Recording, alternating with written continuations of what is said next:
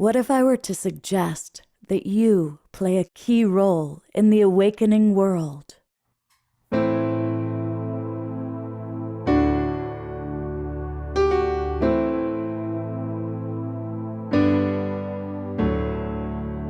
that you are watching this because you have heard the call.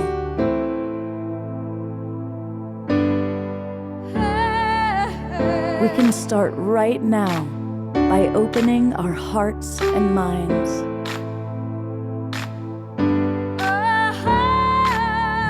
Welcome to the awakening world.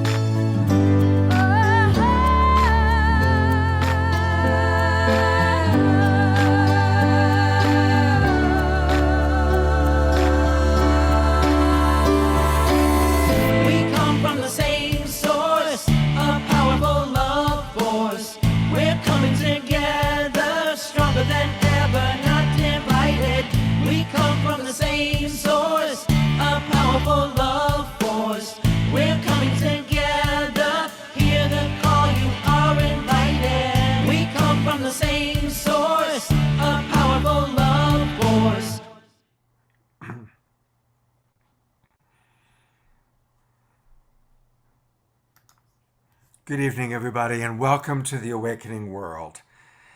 And welcome to our moment of choice.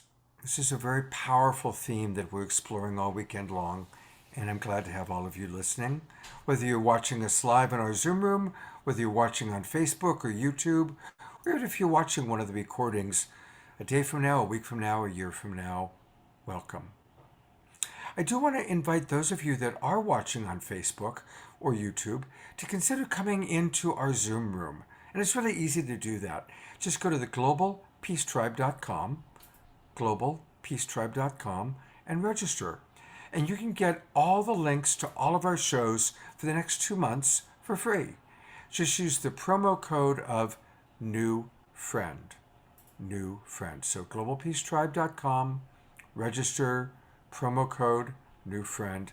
Come on in, because it's easier for us to chat with all of you. Now, I will be tracking what's happening on Unify and on some of our Facebook pages, but it's easiest for us to track your thoughts, your comments, and your questions if you're in our Zoom room.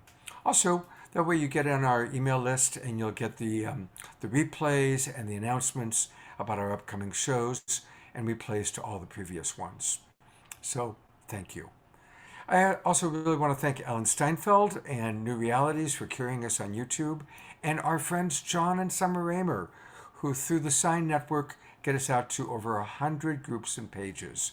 And finally, welcome to everybody watching on Unify. I especially appreciate that we've got people from all over the world that watch us through Unify. So thank you and welcome. So our moment of choice is the theme, and it's the theme because this wonderful book that's a hardcover is now available in paperback. And it's an incredible anthology. You're going to be hearing about it throughout the weekend, and you're going to be meeting some of the authors. A lot of you that were with us last night, we met two beautiful authors. I was so impressed with both of them. And Reverend Deb, who we'll see in a second, you've done such a great job of bringing people into this incredible weekend where we get to meet some of the authors of this powerful anthology.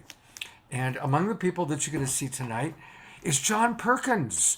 John's in the house, and I'm kind of a big fan of John. Obviously, he's a best-selling author, Confessions of an Economic Hitman. I really appreciate all the work he's done with Pachamama Foundation and his books and work with the indigenous people and helping us to really bring in their wisdom that we so desperately need. We also have Kurt Johnson in the house. And Kurt is an extraordinary scientist, spiritual teacher, evolutionary leader, Renaissance man. It's remarkable how many books, scientific papers, and I learned today even butterfly species that have been named after him. He is a remarkable human being, and we're grateful to have you in the house with us. We also have always, I think Chief Phil is here. Where's Chief Phil? There he is. Chief Phil Lane, our beloved brother, is with us. And of course, you've seen Phil on Saturday Night Live and on The Awakening World. And Phil always brings so much passion. Phil, I just love you so much. And I'm so grateful that you're with us tonight. Thank you, thank you, thank you. We're also going to have, as always, music, and Dr. Ivy Hilton is back. You've heard her before. She's going to speak and she's going to play music and take us on a sound journey. So, welcome, Dr. Ivy. I'm so glad you're with us. And we also have Travis Puntarelli. And Travis is a wonderful musical artist and a friend. He has even written original song with the theme of our moment of choice. So we're all eager to hear the world debut of the new theme song for our moment of choice. And he's practically become the house musician. Omoshar is in the house, and he's going to be playing a little bit more music with us. So we're excited about that. And we're also going to see some videos of Gregg Braden, Carolyn Meese, I'm forgetting somebody, Jude Curvin, and Reverend Michael Beckwith. Little clips. They're all authors in our moment of choice. And so we're going to play some video recordings of each of them, and they're all filled with wisdom. But all of this happens in the beginning. There was Rev Deb, and it was good. And I've so enjoyed getting to know this wonderful woman who is, she's very involved in Evolutionary Leaders Network, bringing it all together, the Source of Synergy Foundation. And she's the glue that holds all 200 plus evolutionary leaders together in some remarkable configurations. And she's who's really put this weekend together. So, Rev Deb, thank you so much for all the wonderful work you do. And tell us what our moment of choice means to you. Oh, it's such a big question. To me, our moment of choice is the words that best describe the time we're in right now. We can't continue the way we've been. Human civilization is destroying our natural environment, and we're destroying one another. We have to turn the ship around, you know? Mm-hmm. And this is it. This is the moment. This is the moment of extraordinary possibility when the level of chaos in the world reaches the breaking point where real transformational change can break through. And I think there's no way to go around it. We have to go through it. Mm-hmm. And I know that everybody on this call experienced that during the last couple of years, during the pandemic. It was really brought home to us. And the book came out right in the middle of the pandemic and before the start of the war in Ukraine. So the challenges are in our faces every day. We know that if we don't address climate change, the human species will not survive. We have to change our ways. We have to relearn how to live in harmony with the earth and with one another. And this is the time, and it's urgent. This is our moment of choice. Beautifully stated. Beautiful. Now, my memory is that Gregg Braden originally came up with the title of the book, and then you built a whole book around that title. Shall we hear what Gregg has to say about this? I'd be delighted for everybody to hear what he said when this book came out in 2020. Hello, everyone. Gregg Braden here. Some of you know me as a scientist in the scientific community. I'm a degreed earth scientist, a degreed geologist. Some of you know me as an author. You've read many of my books. You've been to many of the programs and the events that I've shared with my colleagues around the world for the last 35 years. But what you may not know is I'm also a proud contributor to a brand new work, a new book with 43 of the leading thinkers in the world. The book is titled Our Moment of Choice. I just got my copy in the mail and I'm sharing it with you right now. Our Moment of Choice. This is a book about you and me, where we are in our world right now, what's happening in our world right now. You know, we are living a time of extremes. I know that, and you know that. Our world is changing, your life is changing, my life is changing. But the thing is, we're not going to think our way out of the suffering that the world has brought to our doorstep. We're not going to think our way out of the crises of climate change and what that means to us and the way we live our lives. We're not going to think our way out of social injustice. We're not going to think our way out of a collapsing global economy. We must make choices. And I think this may be one of the hardest things for us, because how do we choose unless we know what choices are available to us? And that is why I'm so honored to be a contributor to this book. I wrote the introduction for the book. I also have a chapter of the book. If I were you listening to me right now, I would be asking the question, well, who else is in the book? Now, I can't read all the authors alphabetically in no particular order. I'm just going to go through and just give you a sampling of some of the great minds and the beautiful hearts, dear friends, colleagues, spiritual brothers and sisters that I'm honored to share this book with. So I'm going to begin with the A's. Eben Alexander, Robert Atkinson, Michael Beckwith, Deepak Chopra, Jude Curran, Larry Dossey and his wife Barbara Dossey are in there. They are co-authoring one of these contributions. Steve Farrell, David Gershon, Gene Houston, Barbara Marx Hubbard, J.J. Hurtak, Kurt Johnson, Locke Kelly, Irvin Laszlo, Bruce Lipton, Lynn McTaggart, James O'D, John Perkins, Elizabeth Satorius, Claudia Wells, Diane Williams, David Sloan Wilson, and so many others. Now, I'm feeling like I want to go through and read everybody in here, and I just can't do that right this minute, but I wanted to just give you a sense. These are some of the world's leading thinkers in their respective professions that have come together to pool their wisdom and their expertise. In this book, there is over 500 years of collective wisdom from all the people in this book that have been doing what they've been doing most of their adult lives, pooling that wisdom into a new story. And that new human story is a beautiful story of hope and possibility. It's also a real story. We are realists about realistically what we face in the world, what we face in our lives, and realistically what choices we can make. So I'm going to invite you to check out this book. It's at the website, ourmomentofchoice.com. It's the title of the book.com. Check out the book. Drop us a line. Let me know how you feel about the contributions in the book.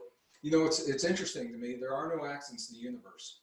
This book was designed, it was created before the pandemic, before the lockdowns, before the economic downturns, because everyone in this book had a sense that we were at a critical turning point.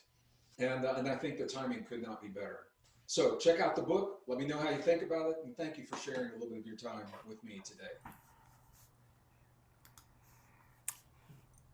He says it beautiful. Both of you, between your introduction and his, it's pretty powerful.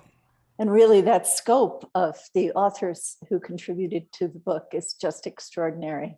And what's fun about the book is that they're very short chapters.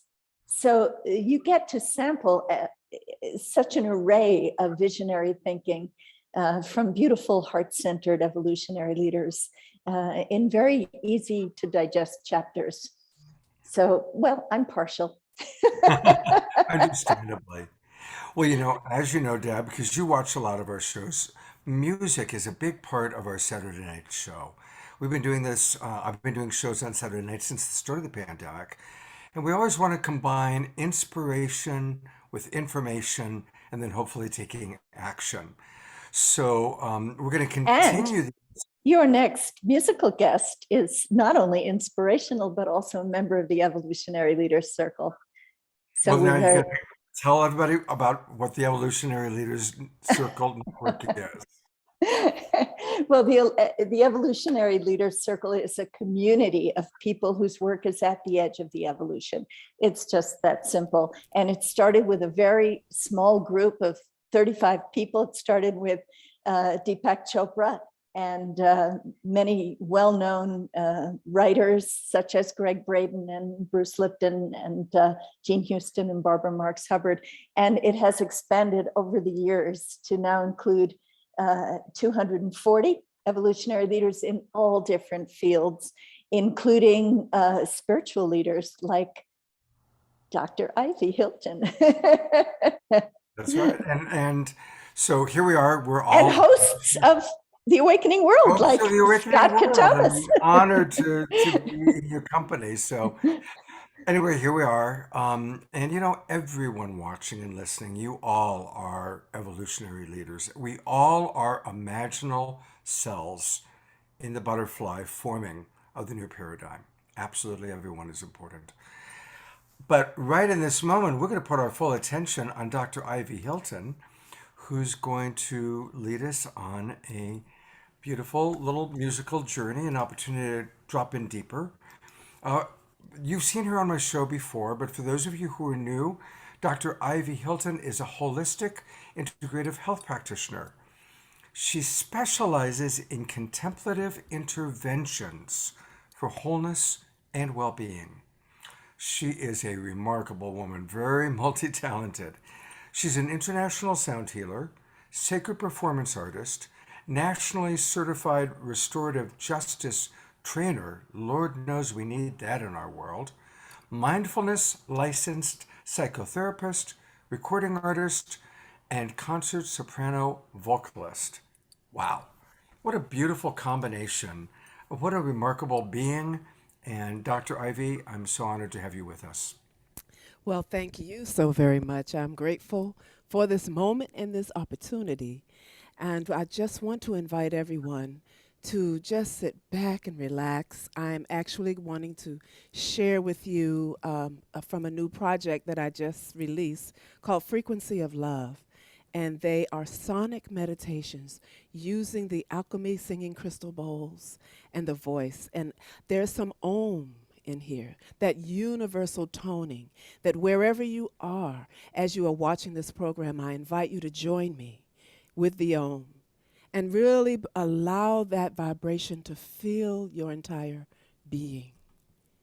So let us begin.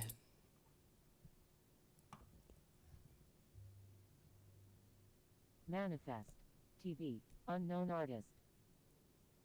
Manifest TV, unknown artist. Manifest TV, unknown artist. Okay, what's happening?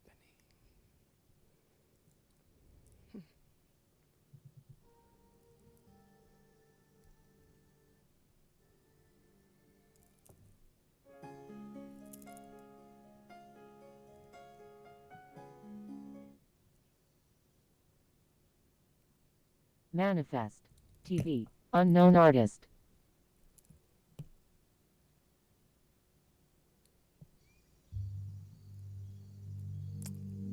Just breathe.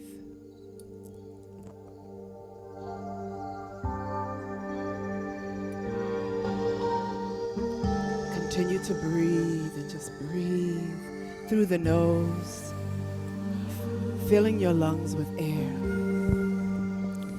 And exhale.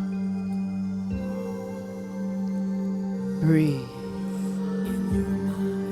Welcome to your sacred space in your mind. Deep breath in.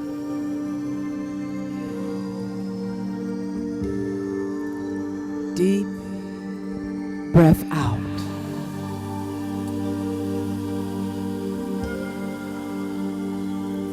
Deep breath in.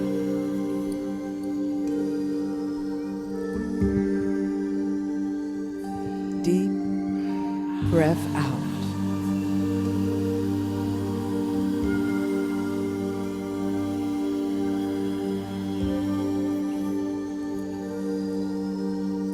Bring your awareness to your inner mind.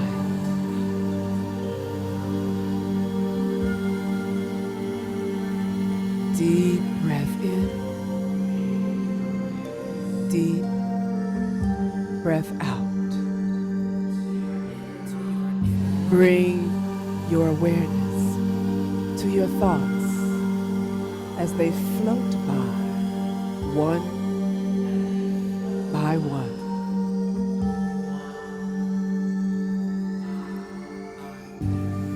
Becoming greater than what and who we are.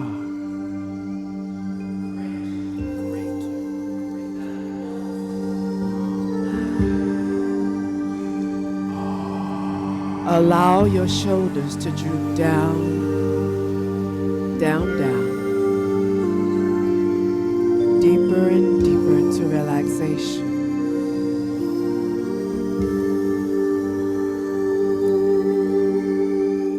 Awareness, intention,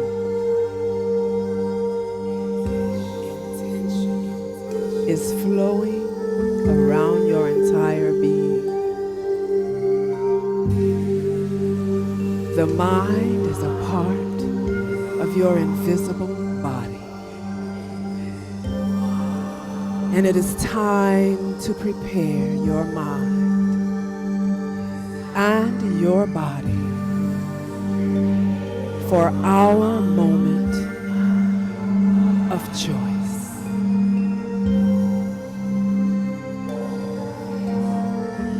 Gently close your eyes.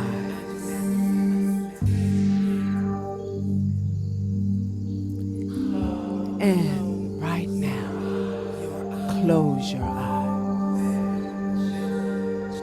And bring your awareness to the center of your heart chakra. Place your hands on your lap, palms facing upward. Sit with your breath. Feel the coolness of your breath as you inhale through the nose and exhale through your mouth,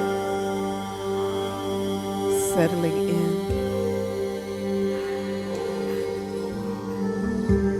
with a total sense of joy.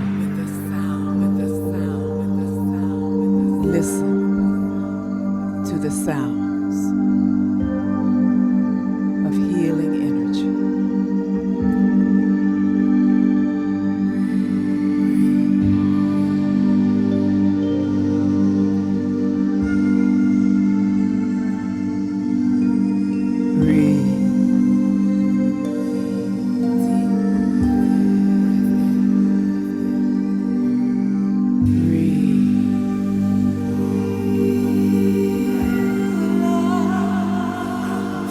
The love of this moment.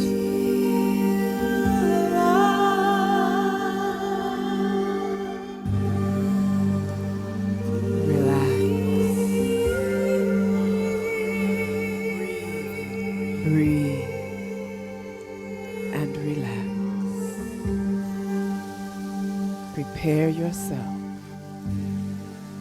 for our moment of choice.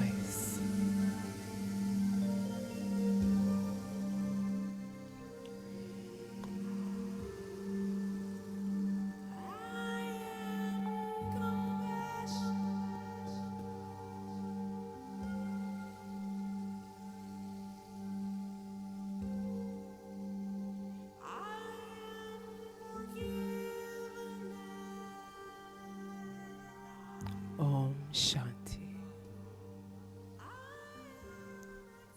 Shanti Om.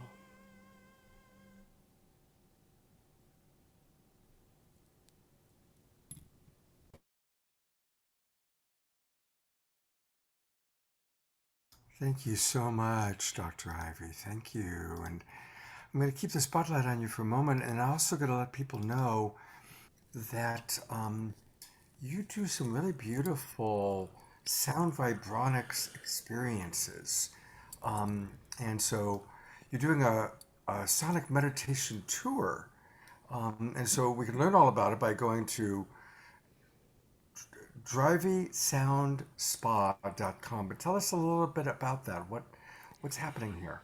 Well, I've just recently released the new EP entitled Frequency of Love. And that is 5 sonic meditations that I have put together, and you can find it on Dr. Ivy shadia.bandcamp.com, or you can go to my website is Dr. Ivy, IVY, soundspa.com, and you can go in and download the new app that I have. It's called Sonic Mind Streaming for Emotional Wellness, and you can go to the Bandcamp website and download the 5 sonic meditations that are designed for deep healing and soul reflection. Wow. Well, we're going to hear more from you. We'll show those websites, and our trusty producer, Debbie Johnson, will be putting it in the chat box. But I so enjoy the beautiful sounds and your voice. Oh my God, it's so beautiful. Thank you. Yeah, you just take us into such a beautiful place.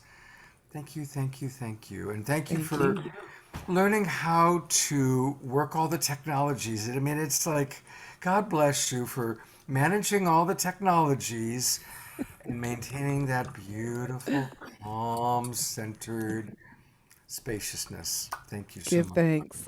Thank you. And we're going to be seeing more of Ivy in a little while tonight. Well, Reverend Deb, you've got a very special person to introduce. I think I'm still in the ethers where Dr. Ivy brought me. Thank you. That was just magnificent. Thank you, and how good to open our hearts to our moment of choice. Thank you so much. Beautiful job.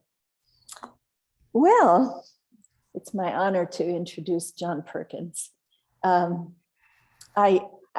just love this man. He's so special, and his background is so unique. Imagine, I know a lot of you read his seminal work, Confessions of an Economic Hitman. So you know that as an economist, he participated in some of the, we could call them the evils on this planet, right, John? And yet his work now, his mission is for the entire world to take on a life economy. And it's amazing that he's able to hold the darkness and the light that way, that his chapter is actually called Reasons for Optimism. So I can't wait to hear what John wants to share with us tonight about why this is truly our moment of choice. Well, thanks, Deborah and Dr. Ivy. Thank you for that beautiful meditation, and thank you all for being here. It's great to be here because we are in this moment of choice, and this is an incredibly important time. You know, I spent a lot of time with Indigenous people in many parts of the world, but particularly in the Amazon, where I was a Peace Corps volunteer from 1968 to 71, and go back every year. But Indigenous people there, also ones in Indonesia, Iran, Egypt, Saudi Arabia, many places where I've worked, will tell us that we're all born at a particular time into a particular family, into a particular situation in life, because we have a mission in life. And Indigenous people are very, very strong at looking at their missions. You know, we kind of look at goals, like go get a good education, find a good spouse, find a good job, you know, that kind of thing. Those are goals, but they talk in terms of mission. And they'll say that people born right now are incredibly blessed because our mission is to participate in this moment of choice. And beginning way back in the late 60s, when I was living in the Amazon, I began hearing these prophecies, the prophecy of the eagle and the condor, the prophecy of the Mayan prophecy of 2012. And then later in Indonesia and in the Middle East, there's prophecies. They all say that we are at a very critical time in human existence. We are at a moment of choice. And that's a wonderful opportunity. But they also say, you know, it'll be difficult if we don't take that opportunity. Basically, they might not use this terminology, but I'll use it, that we are the pilots of spaceship Earth, this beautiful spaceship that we're on. We're the pilots, and we've been navigating toward disaster. It's time to choose a new navigation system, to reboot it. And many of the indigenous people have said that throughout that we are being shown that Mother Earth is giving us warnings, that she's going to just shake us off like so many fleas if we don't do a better job, if we don't become better stewards. And they will point toward the destruction of the rainforests, the rising oceans for the island peoples. Up in the Andes, the melting of the glaciers. They will point to all those and say, Pachamama, Mother Earth, is twitching. She hasn't shaken us off yet, but she's giving us a strong message that she's prepared to do that. We better listen. And you and I, all of us, we are born at this incredibly important, blessed time to wake up to this mission. It's a consciousness revolution, and it's shaking the world. Before the pandemic, I had the opportunity to travel to every continent, and since then I've done it more virtually. You know, I've taught at an MBA program in China, spoken at big events, shared the stage with President Putin. I don't know whether I want to admit that right now, but in St. Petersburg, Russia, and just many, many different places. But everywhere I go, I see that people are waking up. There's a change of consciousness. And that's the first step, but that has to lead to taking actions. And, you know, as I go back to look at this idea of Pachamama twitching and shaking us, I realize that we've been getting all these messages, the hurricanes, the fires, the earthquakes, the melting oceans, the melting glaciers and rising oceans.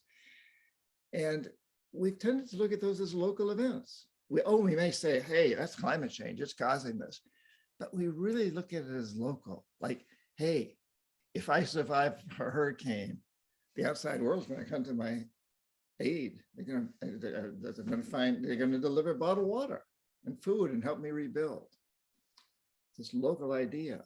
The pandemic has taught us that it's global, that we're all in this together.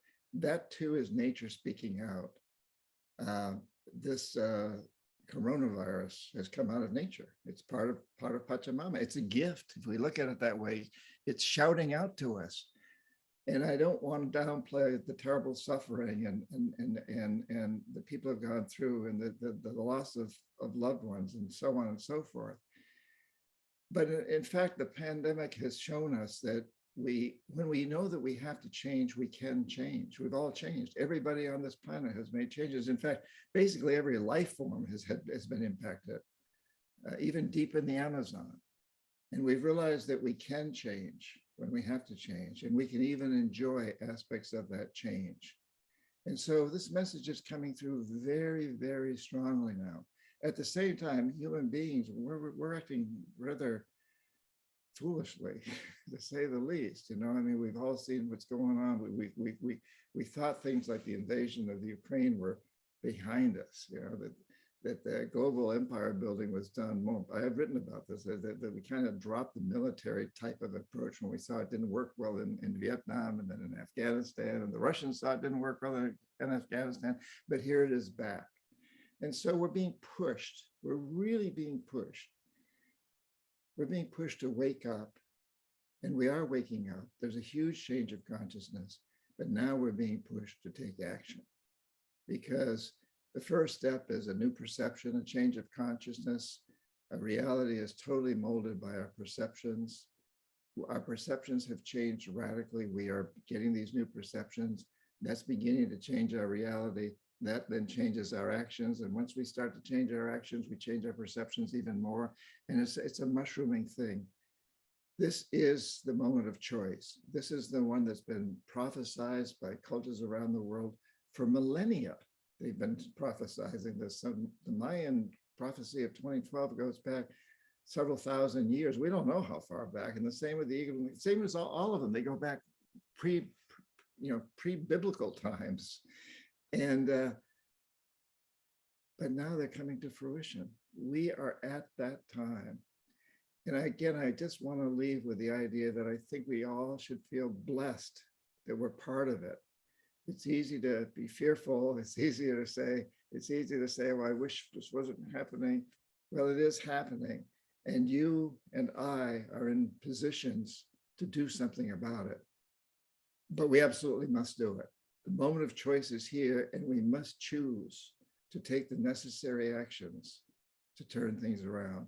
And we must come together as a global community. It can't be us against the Chinese or us against the Russians, for that matter. We need to change that paradigm where we have to understand that we can disagree with people on many different things. We can disagree with the Chinese on many things. They can disagree with us, but we must come together as a community that recognizes that we have one goal that we have to accomplish together. And that is this transition from what the economists are increasingly calling a death economy, a degenerative economic system that's destroying us, to a life economy that pays people to clean up pollution, regenerate destroyed environments, recycle, and develop technologies that don't ravage the earth.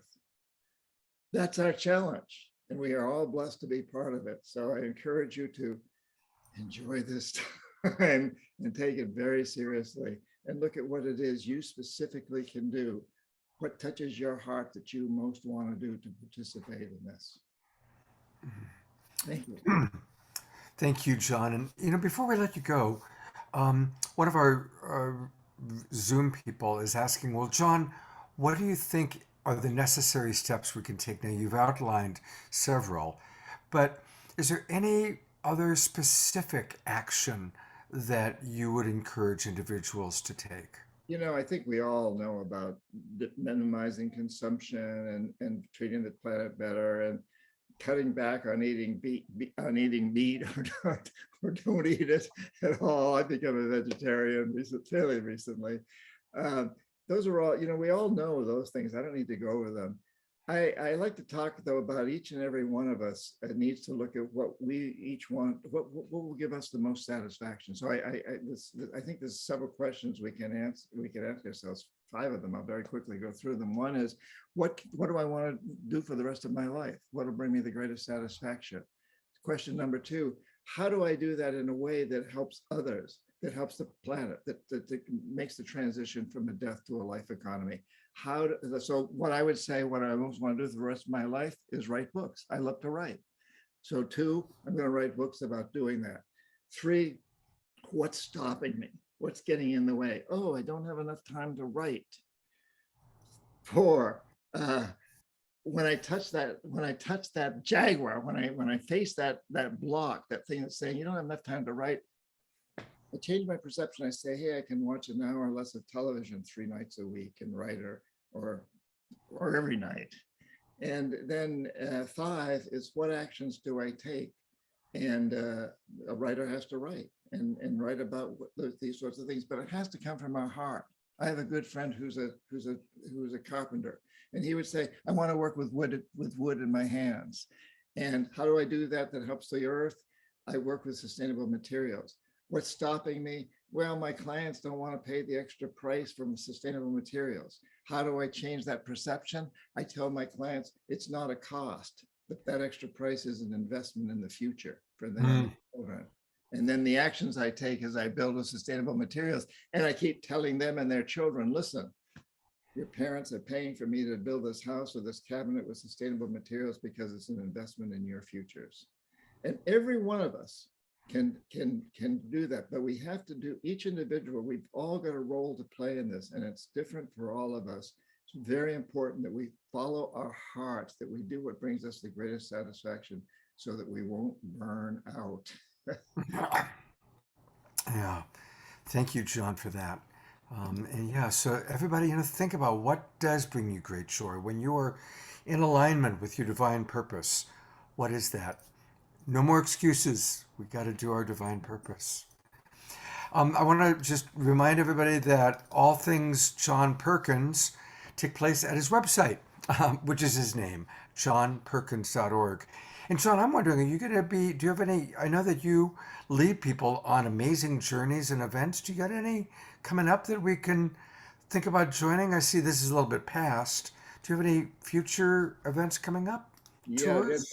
I think there's a new website that has the new dates. Yes, that Guatemala trip is happening in January to the Mayan people to work on the, explore. They have incredible wisdom about. They've gone through this themselves. They destroyed their culture by cutting the trees and draining the swamps.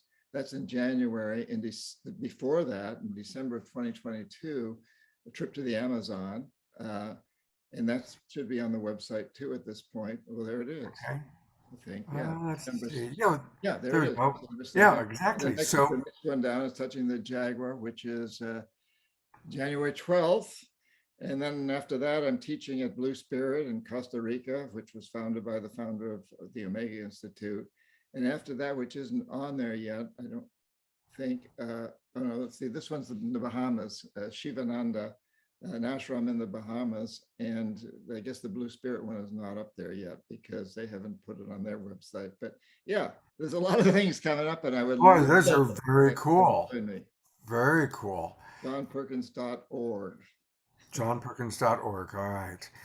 John, thank you so much for your contributions to our world and being such a positive role model for the Global Peace Tribe and all of the imaginal cells coming together. Thank you so much, John. You're welcome. Thank you for all that you guys do and for being present here and making this happen. I deeply appreciate it. Yeah, beautiful. Thank you. I'm going to bring Rev Deb up so she has an opportunity to say thank you. And then we'll go on to Travis. But Rev Deb, anything you want to say? I think that's the key. What John was saying was really the key to the entire book. Mm-hmm. This is a compendium of evolutionary visions that will give us hope for the future. And each chapter has action steps that are suggested. And the whole idea of behind this book is to inspire every reader to be part of this moment of choice. And I know that everyone who watches this program is in that community, the whole Global Peace Tribe. Everyone is yearning to make a difference at this critical time. And I love the way John outlined how the way to do that is to follow our hearts. Beautiful. Well, this next person is going to be an example of that because we all have a role to play. And we're about to meet Travis Puntarelli. And Travis is a most magical fellow. I'm going to put the spotlight on Travis. This is who I foreshadowed that he has actually created a song we're about to hear for the very first time for our moment of choice. And Travis is an elementary school teacher, but what's cool about it is he is dedicated to really working with his children and helping them to develop love of nature, love of life. He designs fantasy worlds. He has 2 children of his own, and he's a wonderful songster.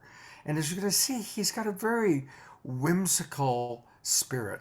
And so as I was putting the show together, I knew that, some of what, John Perkins talks about is pretty heavy, and I thought, well, let's balance it out with that kind of whimsical nature that Travis brings, because it's so important for us to stay lighthearted and stay into the joy. So with that, Travis, tell us about the song you've written for tonight. Thanks, Scott. Can you guys hear me okay? Yes. Excellent.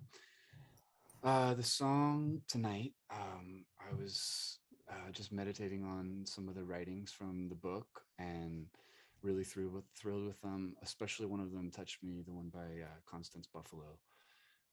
Really hit home, and a cool story about sort of a vision quest that led to carrying back some things that needed to go back to the earth in a good way, and doing that in an excellent way.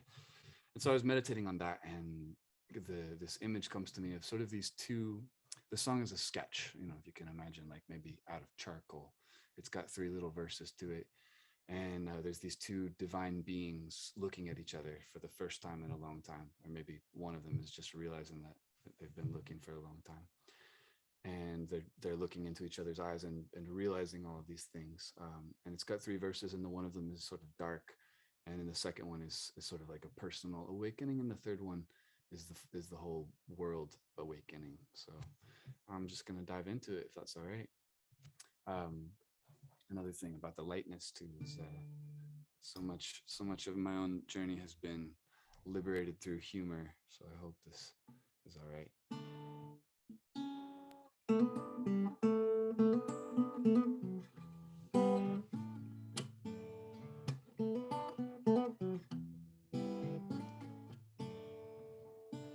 When I looked at you at last, you'd been looking for so long that your tears that washed the world like the rains had come and gone. They had fallen on the earth. It had been 100 years, and the cracked and weathered black desert longed to feel the water there. When at last I smelled the air, it was dark and full of smoke. How my lung began to burn, for the flame was coming close. It was then I heard the joke. How strange and out of place, how irreverent, how decadent, the smile on my face. Ooh,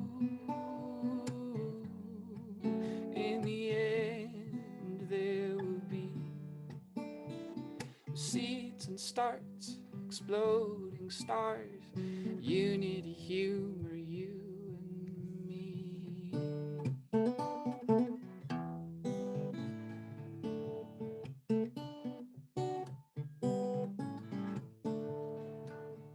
When I finally looked at you, I'd been looking for so long that my eyes, they'd hid from view, set their reins to pouring down, then in towards the earth, coursing rivers, lakes and streams, salty oceans, shining seas, and my heart along with thee, sending mist into the air, vapor vanquishing the smoke. And I laughed again anew, where I first had heard the joke. Then at last I got the joke. It was funny, seemed to be someone knocking at my door. Someone knocking, it was me. Ooh, in the end there will be seeds and starts, exploding stars, unity, humor, the gates, the fifth world open, inviting the strangest of this world onto its evolution. We'll lose fear of death, fear of fight, fear of lifting our voices. Oh, this is the moment of choices, choosing to sing or be voiceless, choosing to see or be blind.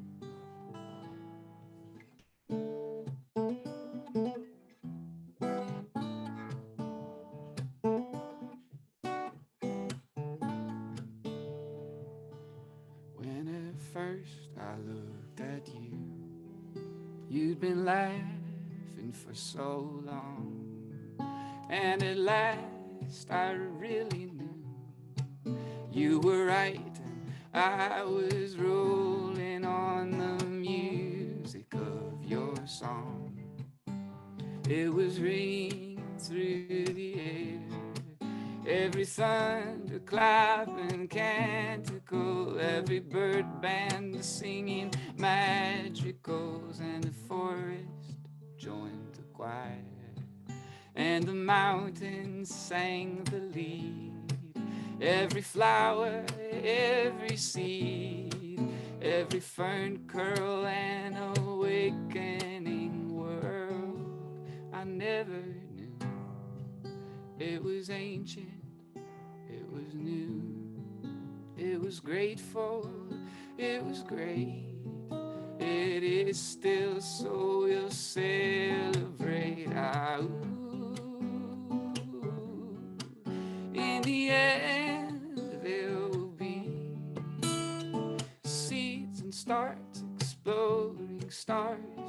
Unity, humor, the gates of the fifth world open, inviting the strangers of this world onto its groove. Evolution will lose fear of death, fear of flight, fear of lifting our voices up. This is our moment of choice, yup.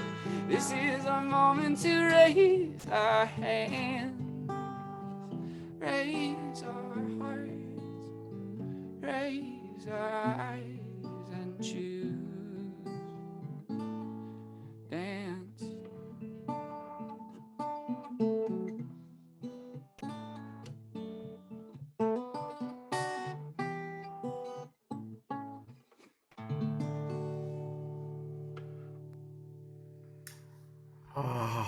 Oh, wow. That was, I got tears. I got tears at the end. Yeah, that was pretty amazing. Thank you. Thank you. Yeah, thank you. Whew. Yeah, wow. We can't do this without the poets. Oh, the poets. Well, in Travis's case, Rev Deb, you're close. He actually refers to himself as a balladeer, spelt Balladir, which is his website, balladeer.com.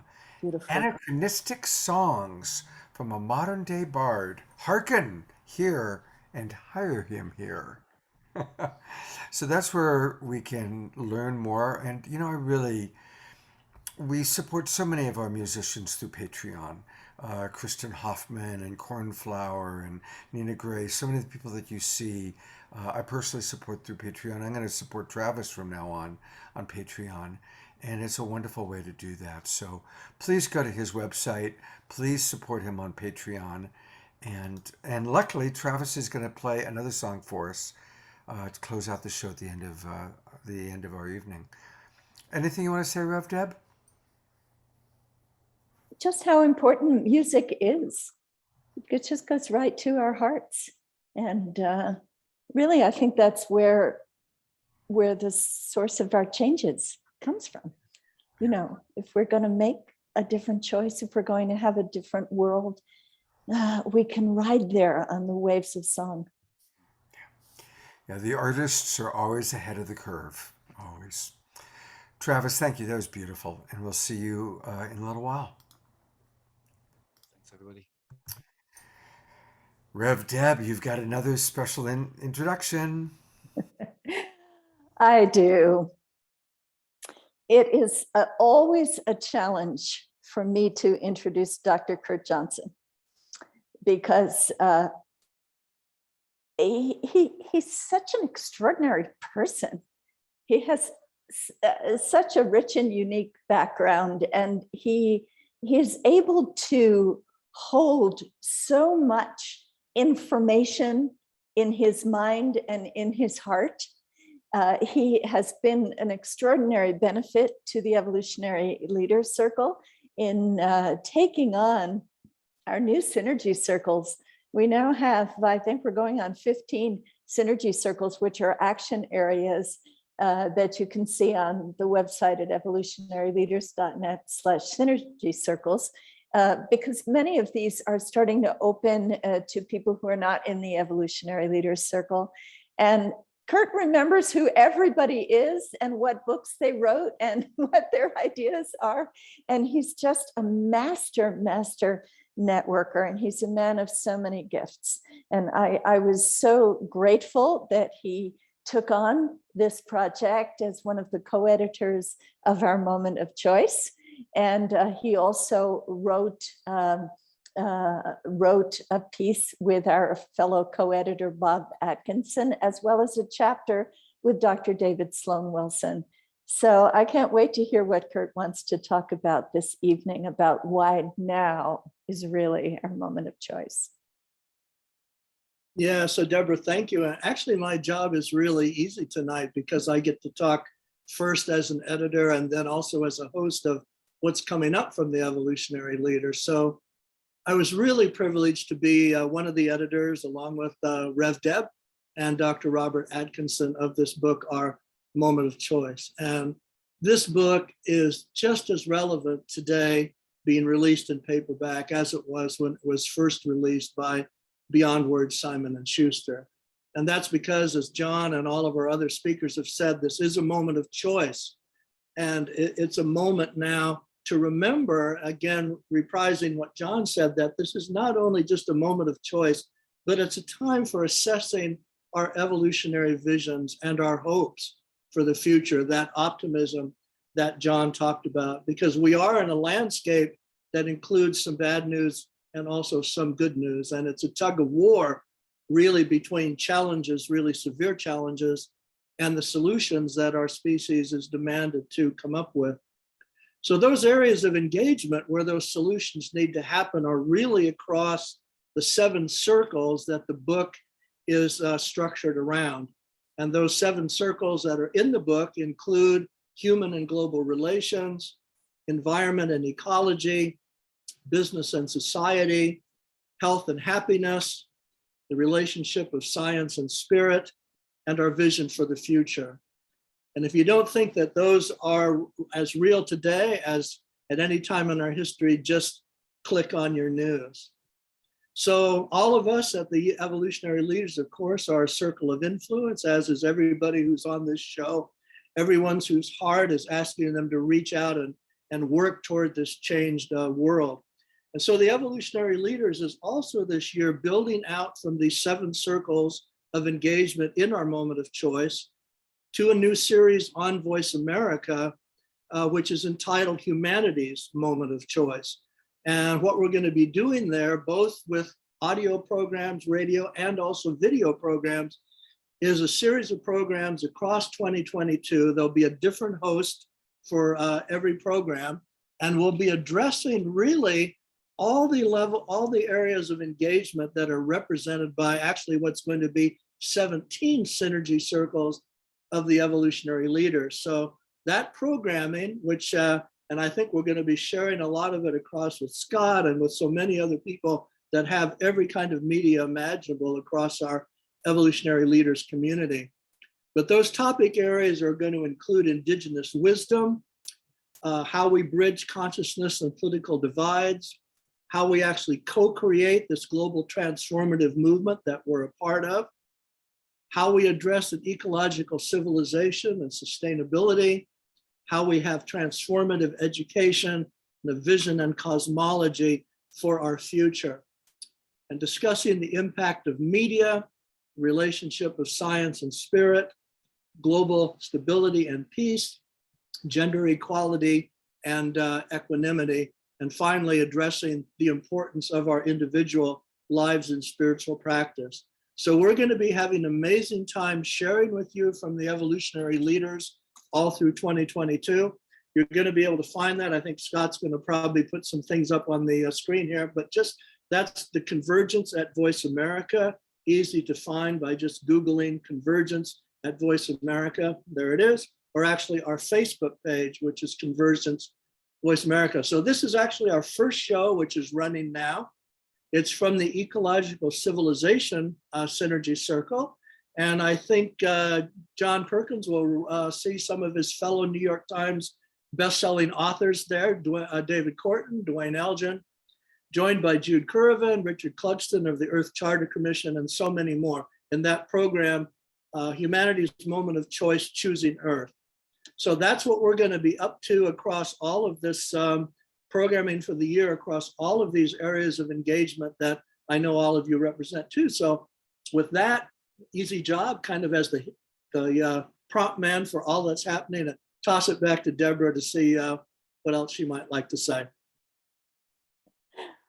Just hats off to you, Kurt, for all that you are doing, and in a most inclusive way, inviting so many people to be part of it, listening to your Voice America series, reading your magazine, The Convergence, and by coordinating all of these synergy circles. It's amazing, and you're amazing, and it's a pleasure to work with you on a day-to-day basis, which is what this has turned into for both of us. I'm also very curious to ask the people who are watching and listening to this program, if any of you have read Our Moment of Choice. I'd be really interested to see the comments that you might put in the comment boxes, whether you're on Zoom with us or watching this on Facebook. I would love to hear some reactions to the book. I don't know whether you all loved it, but whatever you have to say, we're very interested in how this affects you, because this moment of choice is all about all of us. And I think that's the message that Kurt and John and Scott and everybody on this program has been giving. So your voice is important, and we do want to hear from you. And Kurt, did you have anything more you'd like to say? I was just going to say that there's no doubt that one of the best dance cards in the world is the larger EL community and all of the other 200 people in the synergy circles. We are really seeing where we can be impactful. And that's actually what our priorities are for 2022 and ongoing, how we can really impact this vision that all of us have talked about. And particularly what's so important with that, and it just is the light of what Scott's doing tonight, is media. You know, how we share from the head and from the heart and from the hands about how we can actually build that world that we're all talking about. Yes, and bravo to Scott, because this is the new media. And what's new about it is not only that it's immediate and in the present moment, but also that it's interactive and that you can comment. And I know Scott goes through all of the comments to pull out some of the wisdom from the people who are watching. And that's where we are now. We're in that many to many time when it's not about, this is one of the things I love about the book. This is 43 voices. We're all about synergy. We're all about all the voices coming together, and each one with their own particular vision and expertise, but contributing to the whole. Well, that's a great segue to go into this wonderful video about the book itself. So let's take a look. This is a chance to, again, see some of the authors and get a little bit of a sense of Our Moment of Choice, the book. This is our moment of choice.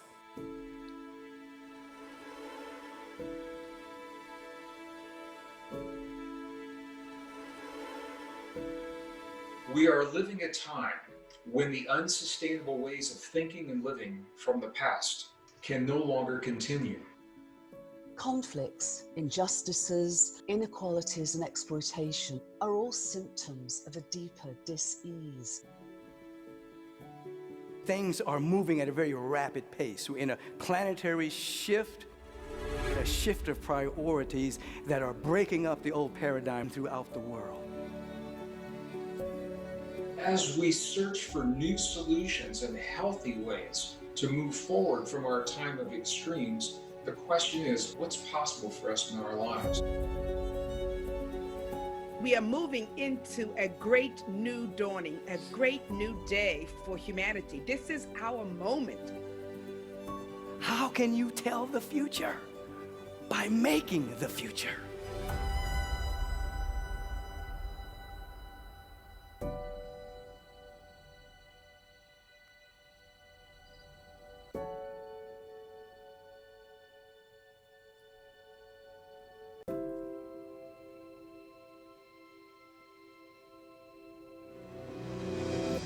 This is the time in which we really can begin to regenerate and renew our world. Crisis precipitates evolution, and the global crises that we're experiencing right now are informing us of the need for an evolutionary upheaval. Spirituality is a natural form of the universe, and we are spiritual beings in the spiritual universe and have tremendous power to come into wholeness. Have you noticed that every time you make a good choice, it makes a difference? Every one of us has input. This is a time to realize the fantastic power of consciousness to reach out.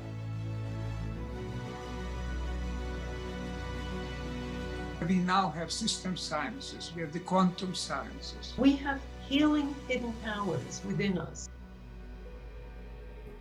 We have all of the new evidence coming forth that we are an interconnected, highly directed whole. The earth does not belong to man, man belongs to the earth.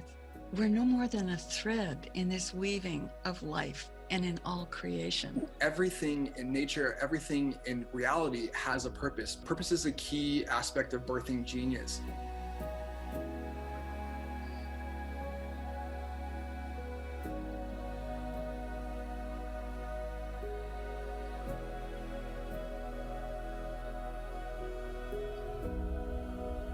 We are in such a great and magnificent period of transformation, evolution, growth, and yet we have a choice. This is our moment of choice. That's what it's all about.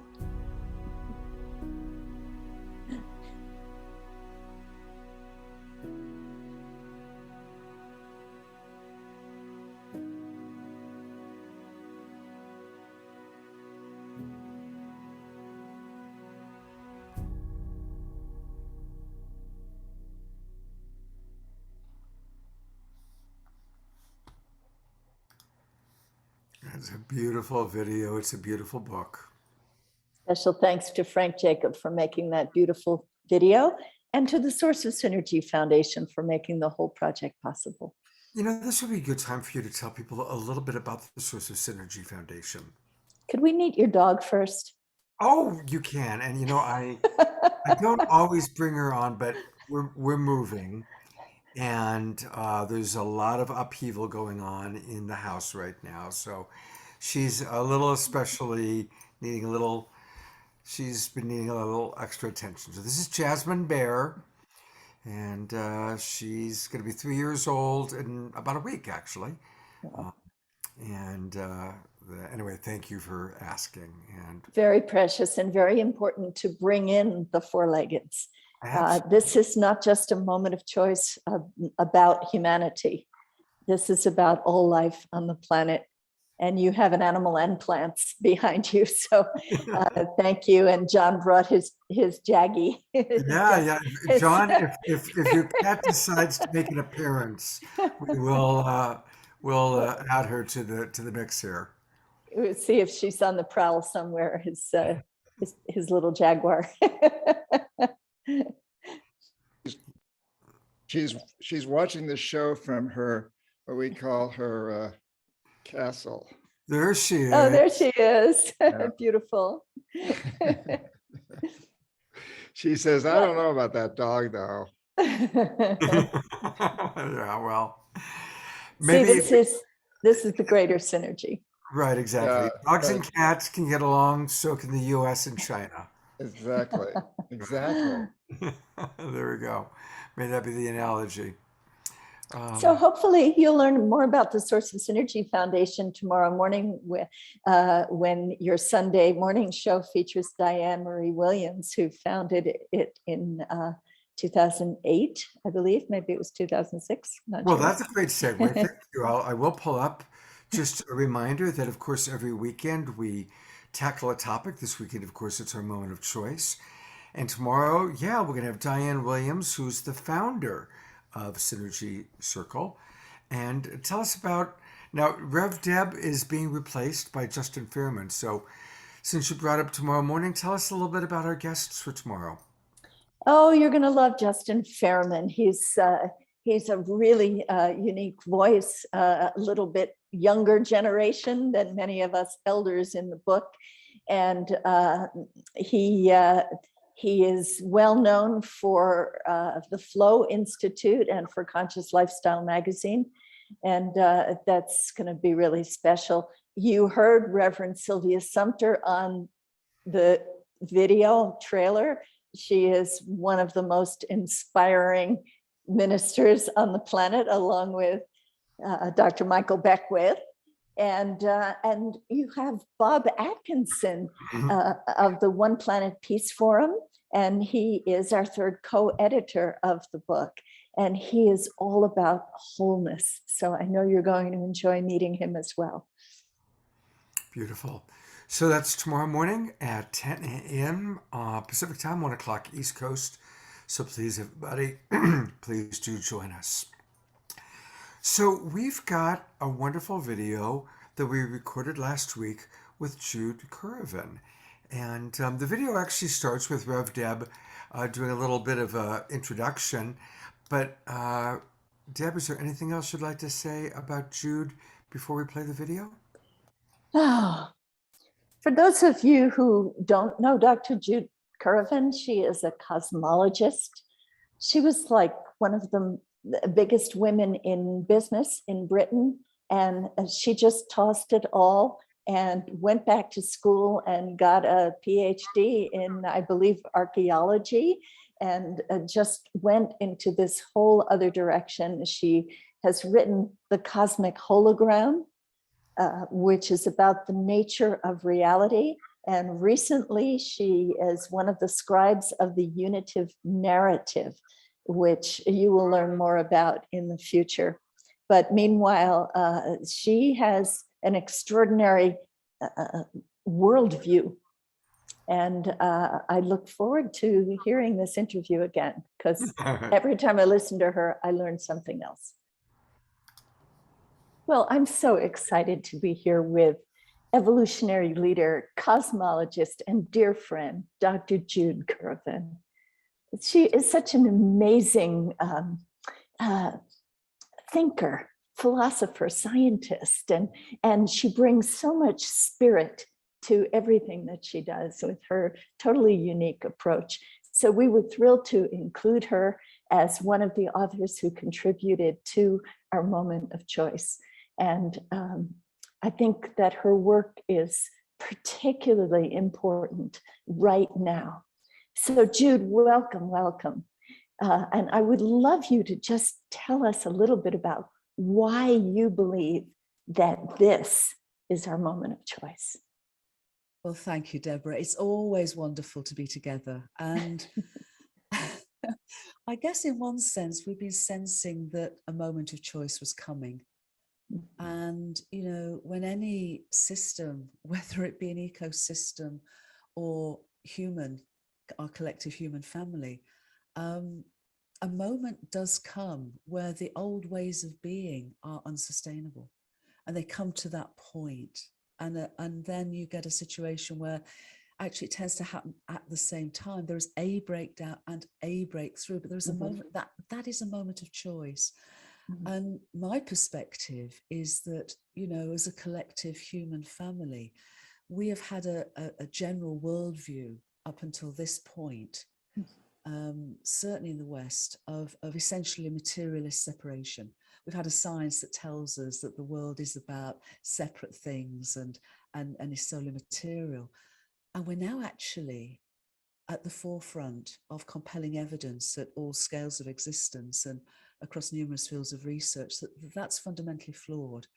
And instead, we're literally rediscovering what the ancient wisdom teachers have told us, what indigenous teachers have told us, what spiritual teachers have told us for so long, that actually our universe exists and evolves as a unified and sentient entity, literally a thought, a great thought rather than a great thing, where mind and consciousness aren't something we have, they're literally what we and the whole world are.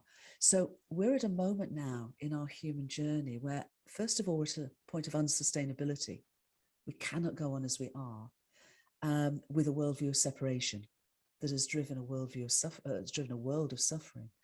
We're actually having the evidence now that converges with spiritually based teachings, wisdom teachings, indigenous teachings, to show us the integral nature of reality.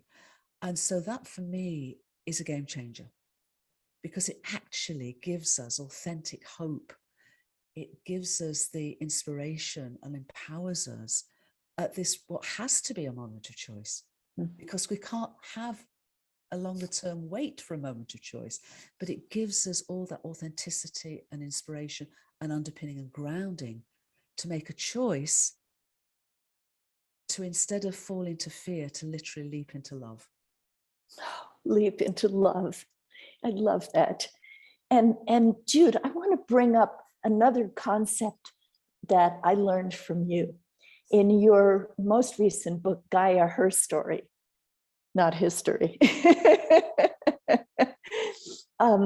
You talk about the 5 great extinctions, and how the earth always not only recovered life from those events, but at a next level.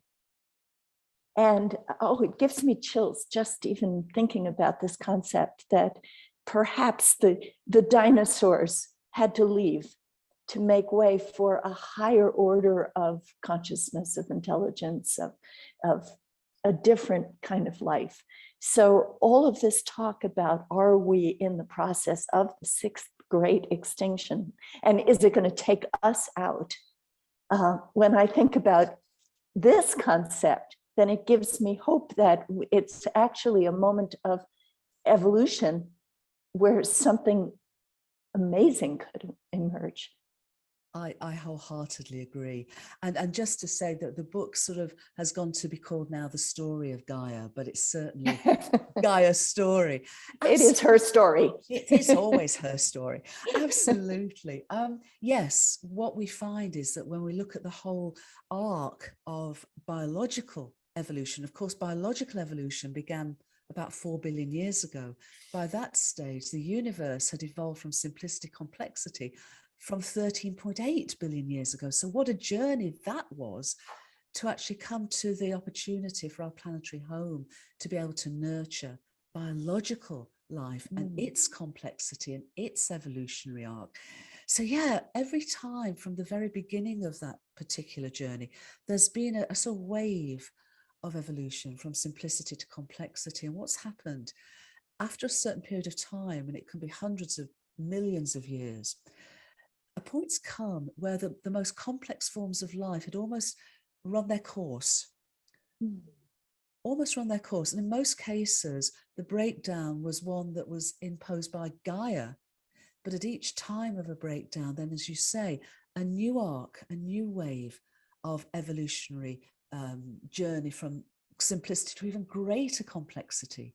So yes, 66 million years ago, when the asteroid hit and the dinosaurs died, they literally probably come to the end of their evolutionary arc because they'd been evolving for 100 million years or more. But what it gave was it gave the opportunity for those little shrew-like mammals that were living and scuttling about in the undergrowth and mainly at night to sort of take on their own evolutionary journey. It seems to me 2 things. First of all, at each point of those mass extinctions and then the breakthroughs, instead of evolution proceeding slowly and linearly and over time, long time frames, a huge amount of what's called horizontal gene transfer was happening.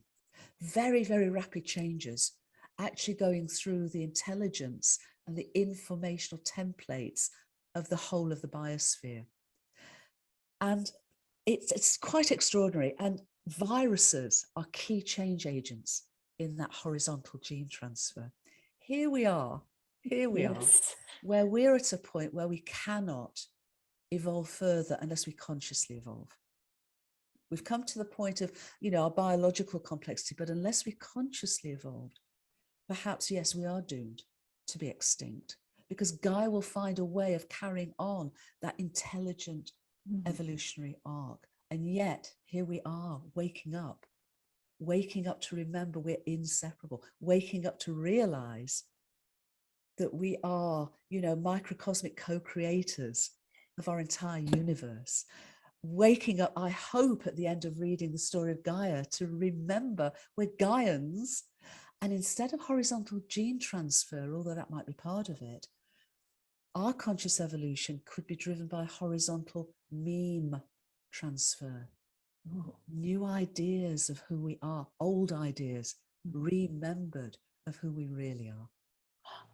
So in this moment of choice, what is it that people can do to engage with that conscious evolution, which is actually what our Evolutionary Leaders Circle is all about?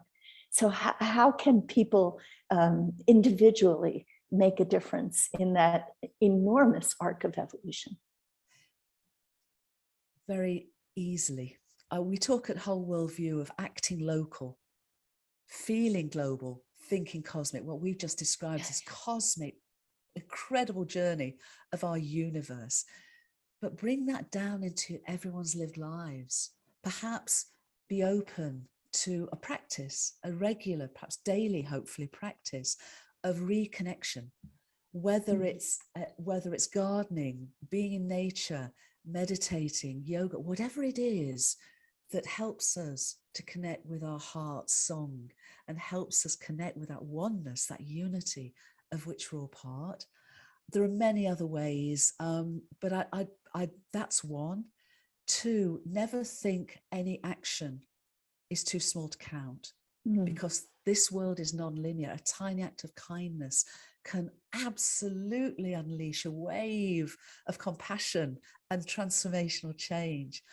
And 43 of us, I think it was, came together to write, to co-write, co-create our moment of choice from many, many, many, many different directions, but all of whom have this underpinning, underlying framing of unity and unity of consciousness. And if there's a single chapter or a single sentence in the book that speaks to someone, that can be that first step on that, or a next step on that road home. Thank you so much, Dr. Jude Currivan. Always an inspiration and a joy to be with you. Thank you so much. Thank you, Deborah. Lots of love.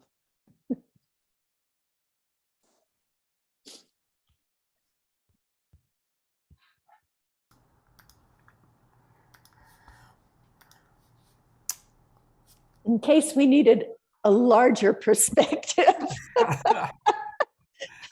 She definitely covers the bases in a big way, and she's got that epic vision, absolutely epic. Extraordinary. Chief Phil is here. No Yay! need to fear. No need to fear. So we're going to hear from Chief Phil in just a moment, but I would love for us, I love to on Saturday nights mix the music with the presentation. So Chief Phil, stay with us because we do have Omashar, who is going to bless us with a little bit of music. What do you have for us tonight, Omashar? Well, as I mentioned last night, this topic is so close to my heart, and I feel so humbled to be amongst all of us. My spine is tingling. I just feel electrically lit up in my brain, and what where's he gone? Was being said earlier about change our consciousness and everything will change. That is where my perspective is. I know that's a very deep hole to go down. However, I've chosen a song called One Heart, One Mind, One Soul. I've traveled around the world a gazillion times and been honored and blessed to play with many teachers and luminaries. However, one of my buddies, Gregg, who we saw earlier, I was on a show with him called Universal Lightworkers Conference down in Florida, and I just driven back from the airport in Denver. I just come back from a bunch of concerts in India, and I fell asleep and I flipped my van and ended up being really beaten up and was unable to go to the conference. But the long story short is that I was sitting at home all poor me, all bandaged up, so to speak, and I got a phone call. And it was Gregg, and then he said to me, Omashar, don't say anything. I've got my phone plugged into the stage PA, and there's 300 people listening to you, so just be good with your language. And basically, they sang me the chorus of this song. And with that, I shall just carry on, okay? So thank you for listening to my ramble. Yep, here we go.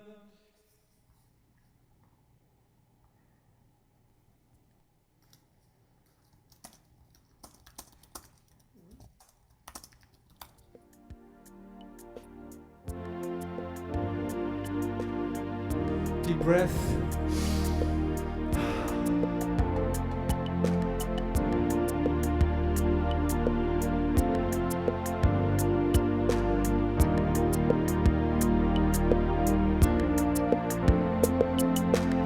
Sometimes it feels so hard to move along. Say goodbye to yesterday. Take heart, my friends. There is a new song bringing us back to our homelands. When something troubles you, just call out my name. I'm the one who loves you. Be still within. Hear what I say. Give me the chance to be with you. We are one heart, one mind, one soul, working together to heal. And there are no walls between us now. It's a celebration of union. So when you're feeling down and on your own, take a look around. I am in everything. Give me your burden, walk into my arms. I will lift you up, I will hold you. We are one heart, one mind, one soul, working together to heal. And there are no walls between us now. It's a celebration of union.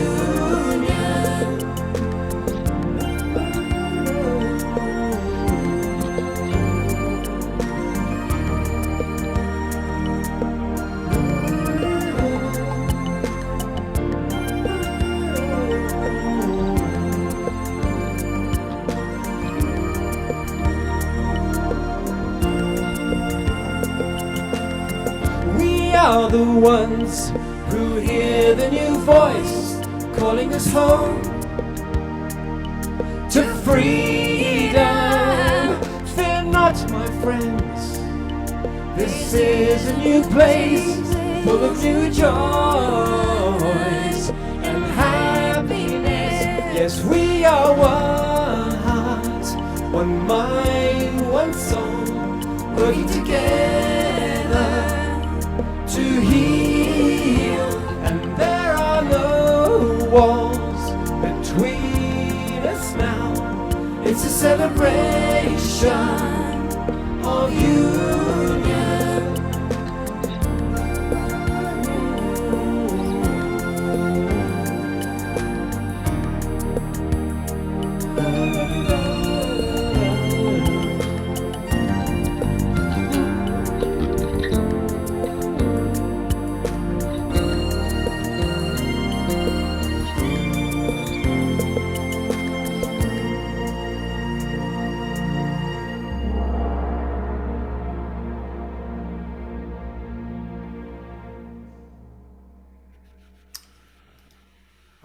Brother Omashar, that is so perfect.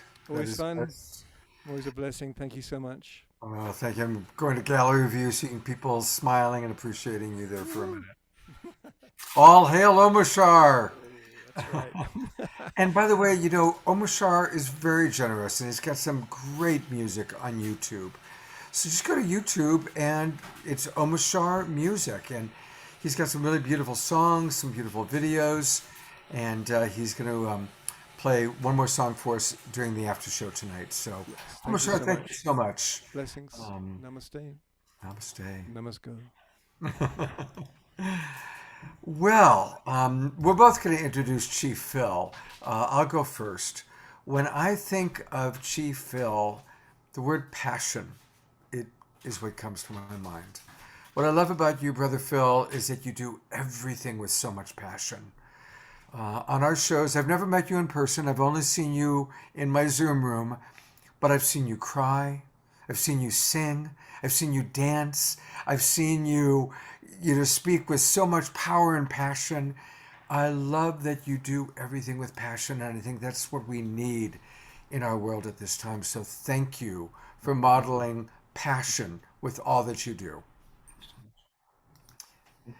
Well, the word that comes to my mind when I am fortunate enough to be in the same room with my brother, Chief Phil Lane Jr., and we have been in the same room in some remarkable places around the world, from Ethiopia to the Holy Land and other places with Unity Earth, is prophecy. He has made it his mission right now, in real time, right now, to bring together the indigenous peoples of this world. And I think that is so important. And it is because he is driven by prophecy.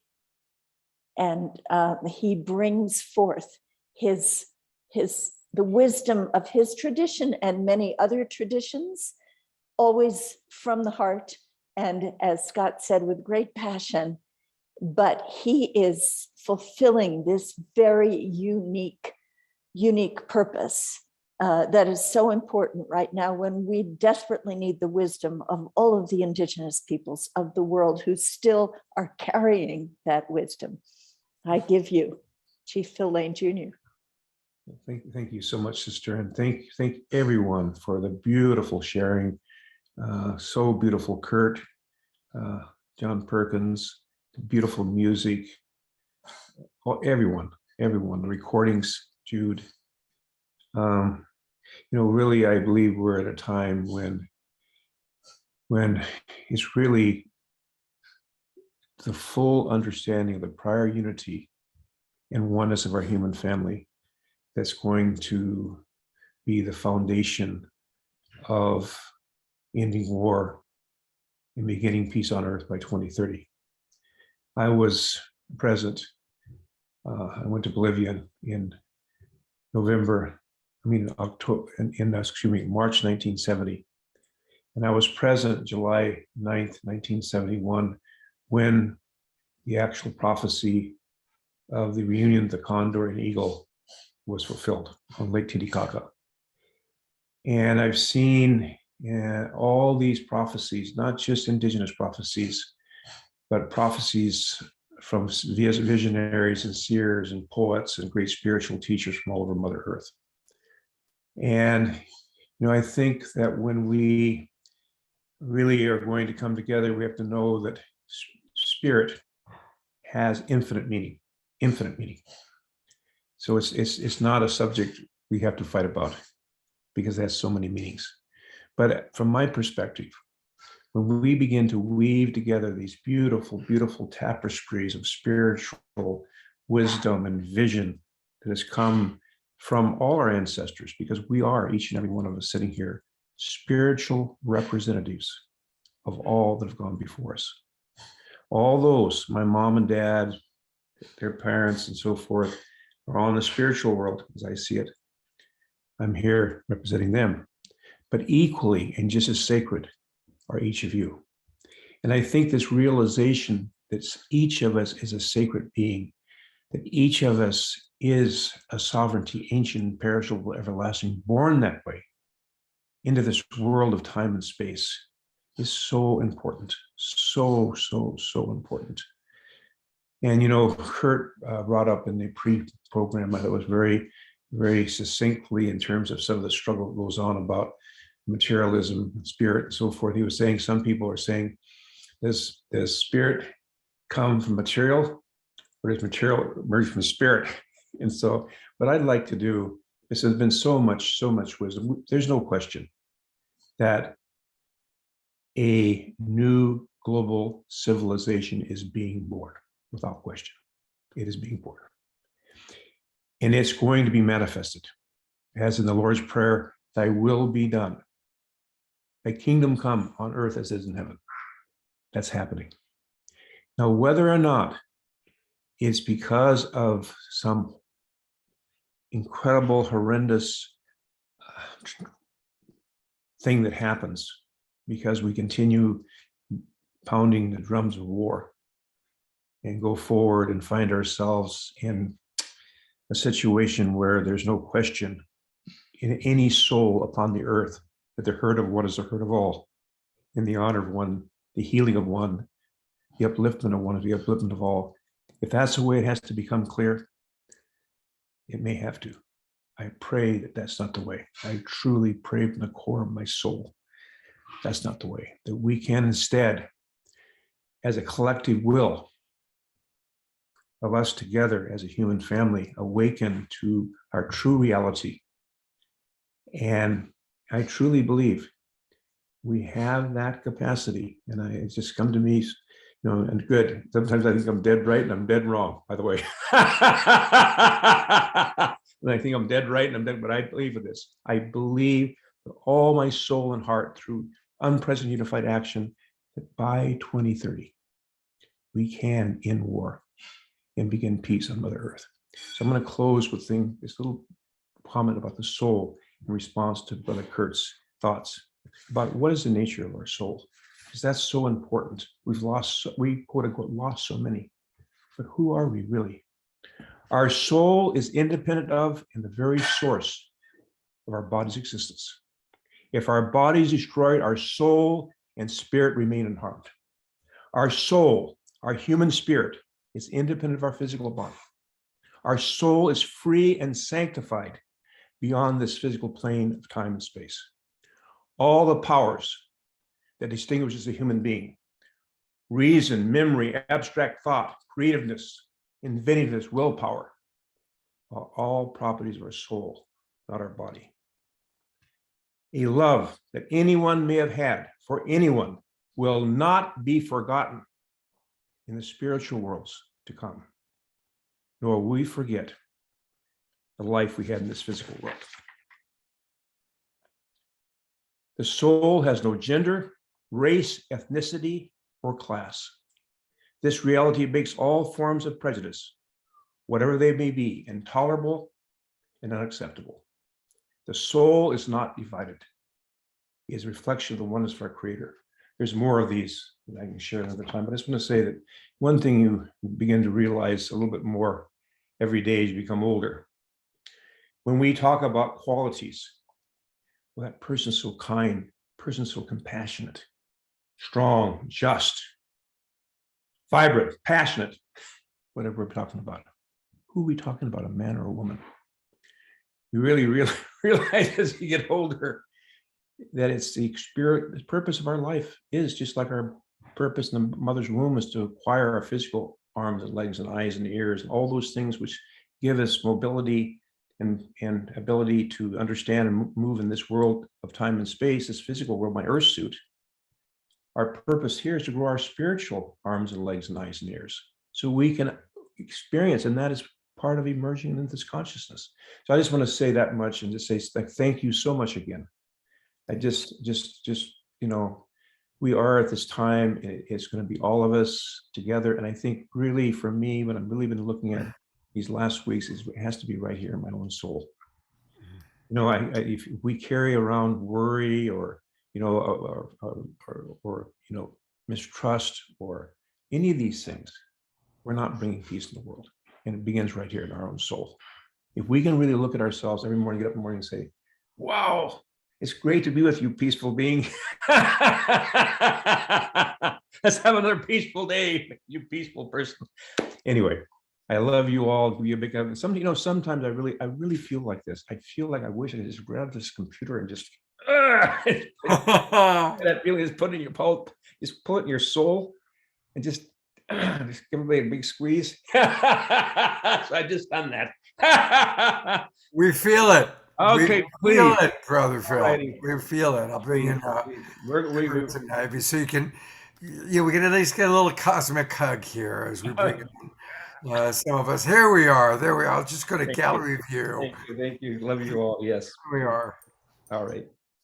Hey, there, in addition to the cosmic hug, I really want to encourage people to check out Phil's website. It's the Four Worlds International Institute. And so the actual URL is fwii.earth, Four Worlds International Institute, FWII.earth. And this is where it's so inspirational to really read about his understanding of how a new world has begun and to really tune in. So it's also where we can donate to the work he's doing, read about these unprecedented times in history, and truly the dawning of a new global civilization. And to drop deeper into the wisdom that he's been, as Deborah said, studying and sharing with us for a very, very long time. So please do go there to fwii.earth. And we love Brother Phil very, very much. All right. I also, while I've got people's attention, I want to go to what Kurt Johnson has been doing. You know, Kurt has got this wonderful Voice America Convergence program that's part of our moment of choice. I never got a chance to go to the website tonight. So here it is on voiceamerica.com. And again, you look for the Convergence, our moment of choice. And Kurt, yeah, there you are. You want to add anything, Kurt, for us to know? No, thanks a lot. No, we're very easy to find. All you have to do is Google Convergence at Voice America, or go to the Convergence Voice America Facebook page. They guide you to what's called the show page here. Like I said, we're going to be having a different host from across the evolutionary leaders for each program. And I just put in the chat where all of our free e-magazines are at ISSUU, mostly because almost every guest tonight has been in one of those magazines. And the whole journey that we've been talking about is really portrayed over the last few years. There they all are. Just click into those, and that's you an adventure. edit all of these magazines. I mean, it's incredible what you've created. Look at all of our friends. There's Deepak. Nandahi, Brother Phil is in this one. Everybody from our moment of choice in that one. Rick Ulfick edited this one. Wow. The UN Yoga Day Committee and 4 of them. It just goes on and on. Now there's Brother Phil right there. Oh, wow. Yep. The Road to 2020, that's from Ethiopia. Yep. And on. There's Karuna Ji on her veranda in Colorado. There you are at the African Union when we were with Unity Earth. So yeah, you can all go back. Here's on and on and on. Thank you, Kurt. So again, the URL for that, by the way, is ISSUU.com. ISSUU.com is where you can get access to all these amazing issues of the Convergence and Light on Light. So thank you, Kurt. Thank you. You know, we are so grateful to be coming together as Global Peace Tribe. And we are continuing to plan some really wonderful events. Kristen and Cornflower are going to do a wonderful another concert for the summer solstice. So put down June 21st into your calendars. Tuesday night, June 21st, the summer solstice. Our beloveds, Kristen Hoffman and Cornflower, are going to be doing another concert. So definitely put that date in. And I just want to take this moment, honestly, to invite people to support us. It does take a lot to put together these shows, and so your support is really helpful, and it's easy to do that.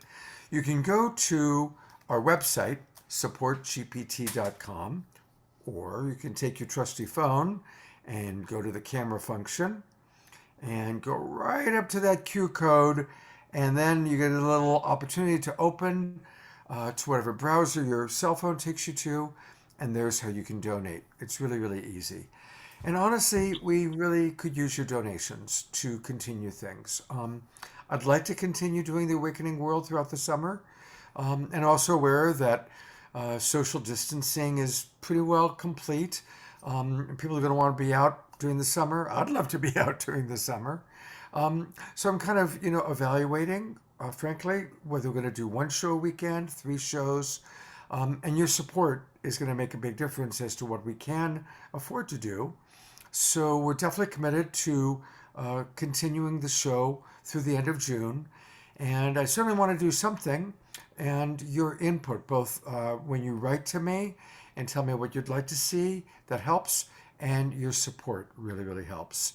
So thank you everybody who has registered, and any additional support you can provide is really, really important, and we're grateful for that. Thank you very, very much. All right. I think next up is a video of Reverend Michael Beckwith. And before I play that, I'm going to come to Reverend Deb to ask for kind of anything you want to share in way of introducing Reverend Michael and his contribution to our moment of choice. Reverend Michael Bernard Beckwith is one of the most extraordinary preachers on the planet right now. I'm sure that you're all familiar with his work.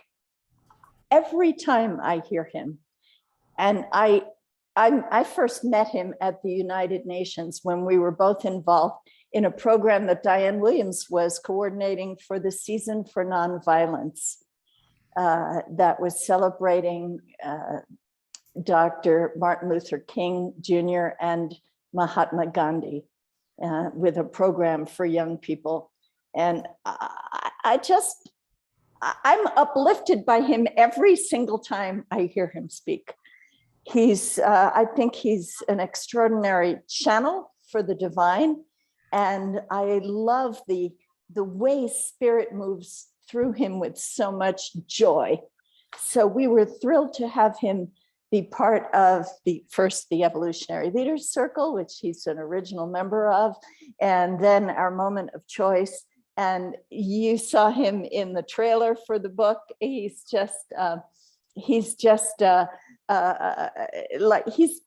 like transportation. You know, you can ride him to Spirit. So I can't wait to hear what he has to say this evening. Thank you.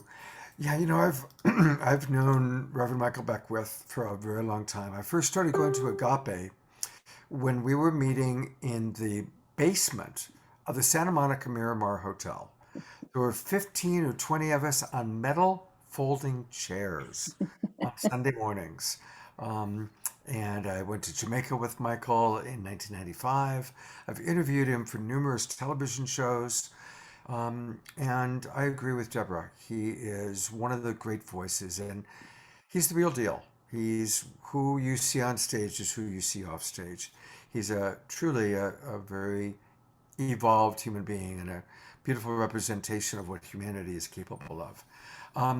So I interviewed him a while back. I think I did this interview about maybe 3 months ago, and we've added some B-roll.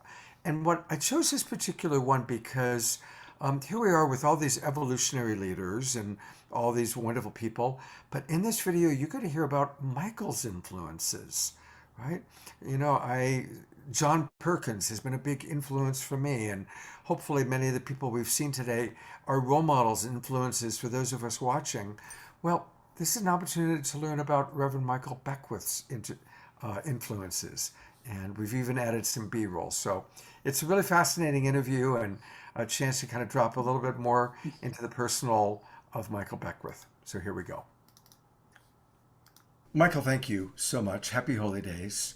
And we would love to know some of your spiritual inspirations, teachers, how they influenced you, and maybe how you apply that to your life.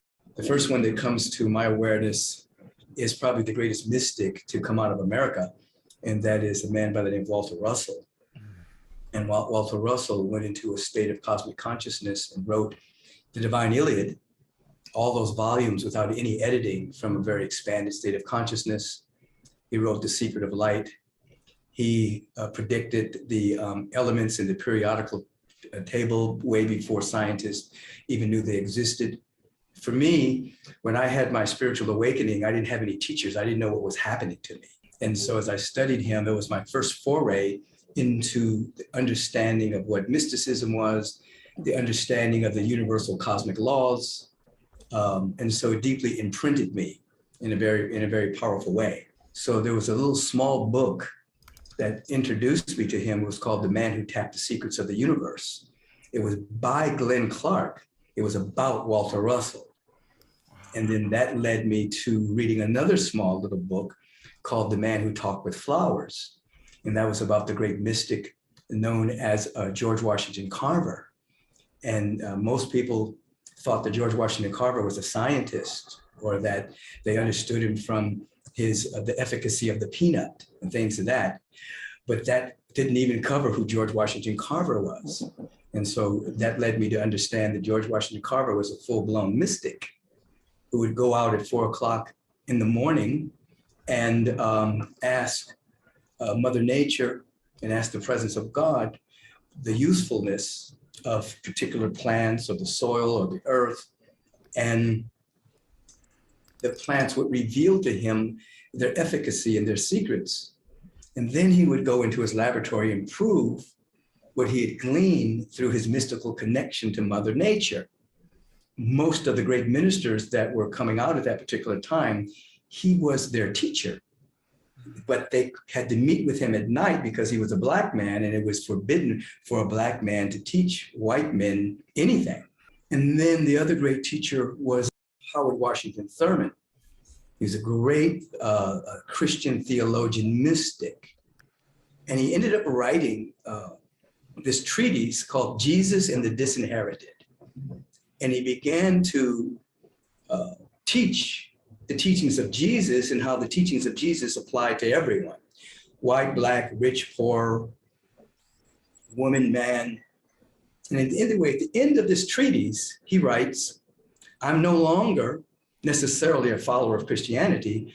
I'm a follower of the teachings of Jesus. So he separated himself from Christianity as it was at that time and followed the teachings of Jesus. And because of that, in many circles, he was labeled a heretic and shunned by the Christian religion. And he ended up starting a church in San Francisco called the Church of All People, which was the first integrated Christian church in America. He loved Emerson, he loved Thoreau, he loved, the great mystics of the ages, and still embraced the teachings of Jesus. So he was a great influence of me, because he was able to not only embrace the cosmic awareness of Jesus, but he was able to bring into the darkest moments, into moments in which humanity was walking through, and bring light to there without denying tragedy, without denying loss, without denying death, without denying disease that human beings walk through. He was able to bring into those dark moments this great teaching of this great teacher, Jesus. Sri Aurobindo out of India came into my life. He was very influential in my thinking and in my articulation. I even went to India. I went to Oroville in India. Sri Aurobindo was a cohort of Gandhi, and they were seeking to free themselves from the shackles and the oppression of Great Britain. And when Sri Aurobindo was jailed with Gandhi many times, one of the times in which he was jailed, he went into full-blown cosmic consciousness. And when he came out, he told Gandhi that, he was still with him, but that he was being called into another way of freeing humanity, and that was through spiritual teachings. I met Dr. King. I was a small boy, and he was doing a West Coast fundraising tour for SCLC, Southern Christian Leadership Conference. And my mother took me to Holman's Methodist Church to hear him speak. I was 9 or 10 years old. Wow. So after he spoke, I met him. We shook hands. I remember saying to my mother, wow, he has such soft hands. And she said, well, he does a different kind of work, baby, And then subsequently, when he was assassinated, it impacted me to want to make a difference on the planet. And then his articulation of what agape love was infused my soul with an understanding of unconditional love and the love of God operating in the human heart. Dr. Thurman was a great teacher of Martin Luther King Jr. And Dr. King carried the treatise of Jesus and the Disinherited with him. So Thurman greatly influenced King in terms of the nonviolent movement, the way that Gandhi influenced Thurman. Most people don't know that Gandhi was influenced by Thoreau's writings on civil disobedience influenced Gandhi. Gandhi influences Thurman. Thurman brings it back to Dr. King. I wear Dr. Thurman's robe when I speak at Rankin Hall at Howard University. They allow me to wear his robe when I'm speaking. When I first met Dr. Lawrence Carter, who is a powerful being at Morehouse College, he runs the Martin Luther King Chapel there. When he came to see me speak at Agape, the first thing that Lawrence Carter said was, wow, you're more Thurman-esque than Thurman, because he knew Dr. Thurman, because of the one, trans-denominational is what we call ourselves. Two, everybody was at Agape, doesn't, race, creed, color, sexual orientation, whatever, it's all there. So I think I picked up on that, but I was also raised that way. My mother's house was a hub of a lot of the civil rights movement as growing up. And we would meet at the house and we would decide which stores we were going to picket in order to bring about justice to people of color and wages and things like that. But in my mother's home, when we would meet, there were white people, Black people, Jewish people, straight people, gay people. It was all a part of the gestalt of me growing up.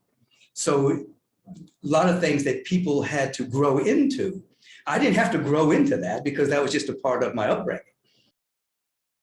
When I was a freshman in college, and it was a mandatory talk by this man. I didn't know who he was at the time, even though I knew there was a Thurman Hall.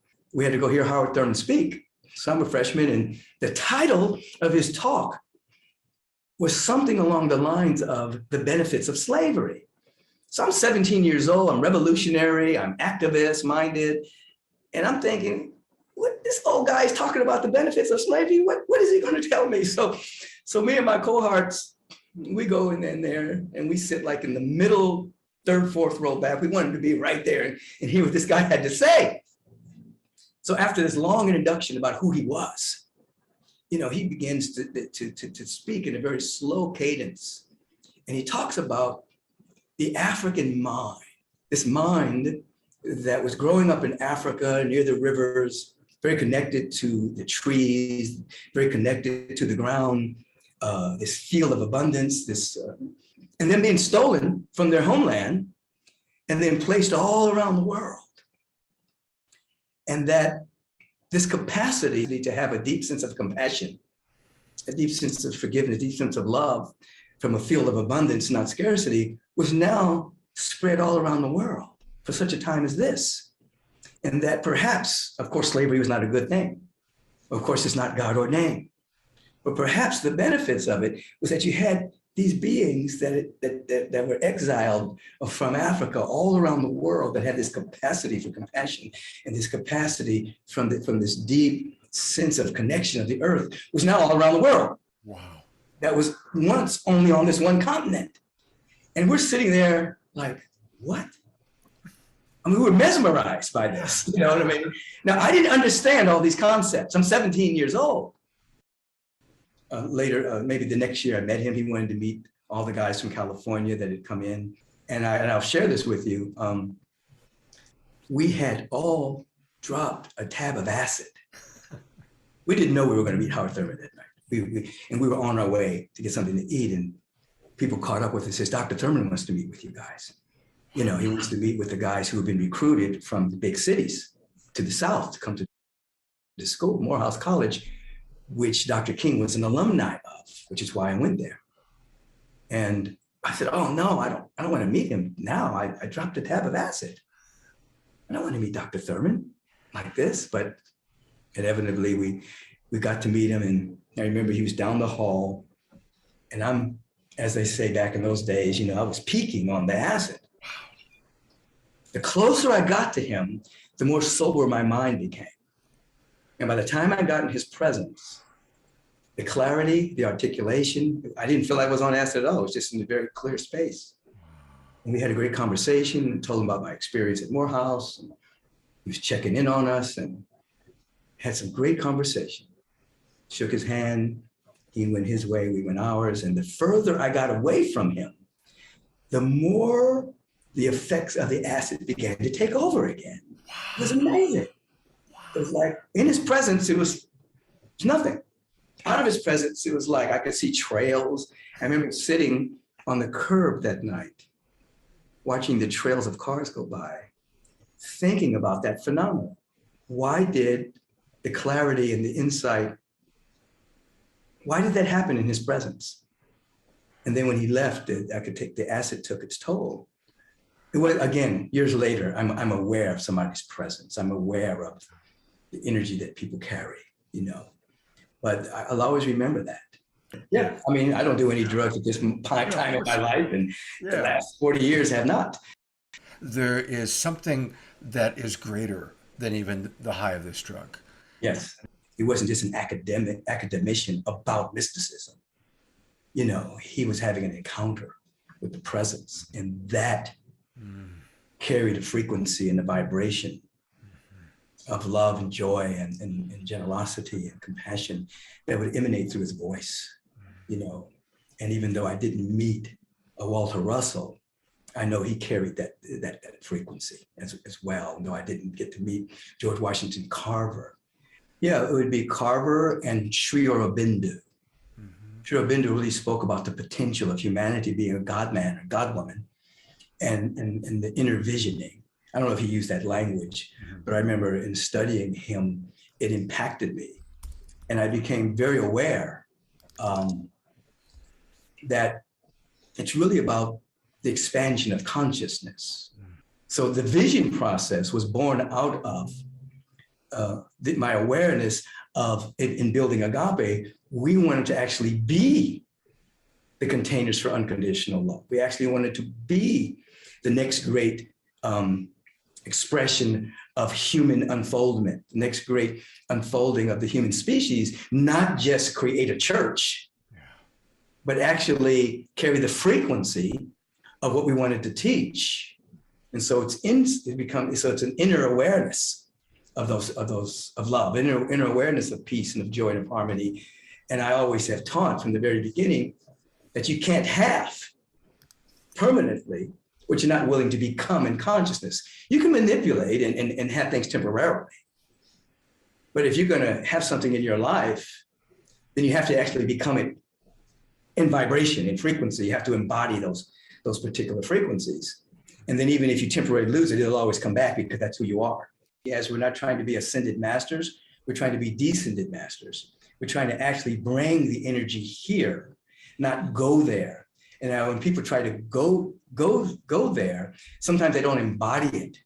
And they live in this straining of trying to get somewhere, where when you begin to really wake up, you begin to realize that you're already enlightened.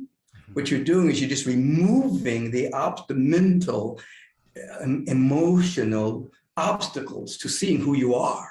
There's a great friend of mine who was a part of the Paramahansa Yogananda crew. We used to meditate at his house all the time. And during one of his meditations, there was an appearance to me as if Yogananda had appeared. And I can remember him saying to me that I was not to have a guru, that I was to go direct. I could be influenced, I can study, I can learn from all the teachers, but I was not necessarily to go the guru path. And that became my path. I studied, I was influenced by great beings on the planet, the ones that I've mentioned, but most of my growth was through direct encounter with the presence. So Paramahansa was an authentic, awakened being that I was influenced by as well. Yeah.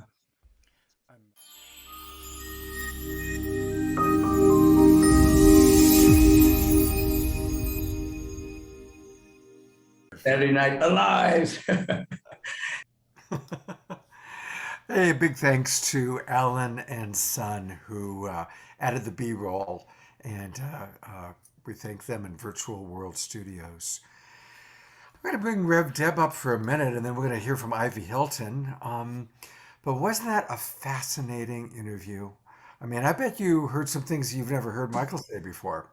Definitely. And I'm blown away by the challenge that he put before us, which is to be that love right now, right here, right now. And I put that out to everybody who's watching right now. Let's take a moment and let's just open our hearts and let the love, divine love, flow through us so powerfully that there is no room for anything else. Reverend Michael says, that is who we are.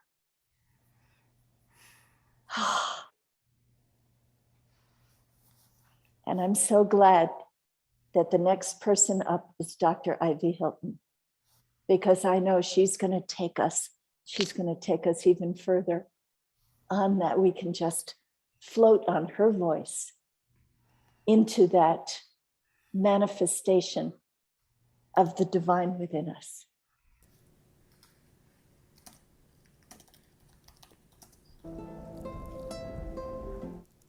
Thank you very much. I wanted to, that was such a powerful presentation, and it makes me realize that this is a cosmic experience. And I invite you to join me in a prayer for bringing the light and for feeling the love of God in our lives. So join me in this prayer.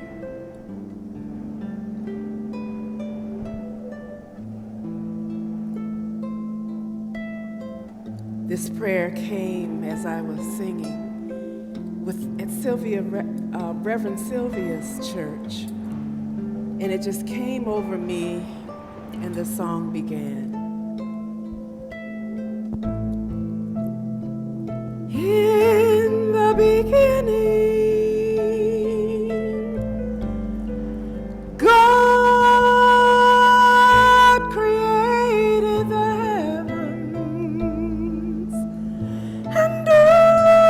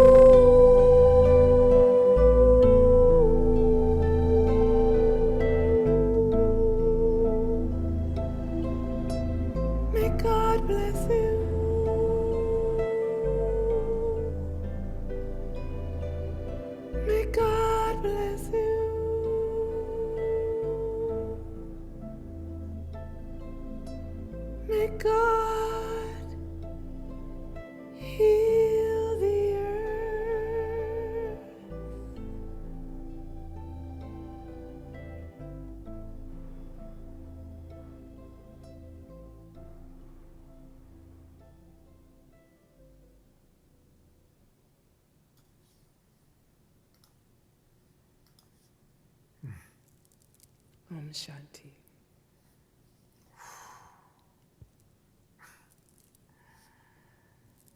That was amazing, Ivy. That was just amazing. Give thanks. We give thanks for you. May God heal the world. May God heal the world.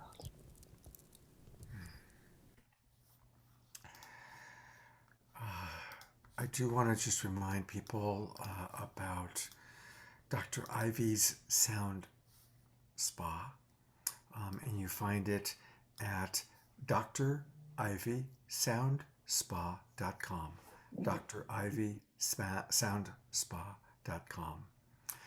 And that's where you can find some really beautiful meditation events. She also has essential oils. You can even get a personal and private sound spa experience. So there's a lot of good things there. It's definitely, I mean, if you want to take a ride, she sure took us for a ride right now.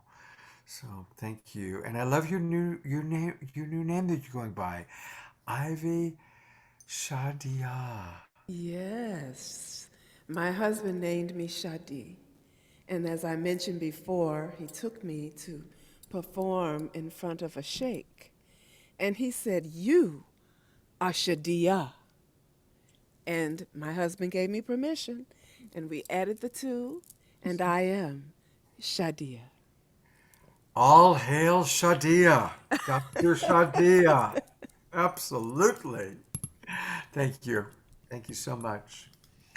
Well, you know, Deborah, one of our... Scott, I think you should read the comment in the chat from Eleanor Joy, or I'll read it. She says, please do it. During that beautiful rendition, I had an angel gently place its hands on my head and lovingly point me in the direction of Dr. Ivy. So she literally brought forth the angelic realm to assist us in this moment of choice. Yeah, absolutely. Absolutely. Well, speaking of the angelic realm, we have an evolutionary leader friend of yours and mine, longtime friend of mine, who helps us connect to the heavenly realms. He literally wrote the book Making Contact. And of course, I'm talking about Alan Steinfeld. Hey, welcome, Alan. Right. We should put Ivy together with Kristen, and then it will shake the world, you know? Absolutely. But you know, there is something about vibration. Ivy just lifted our vibrational field. That's right. And it's what Michael was talking about, being in the presence of masters.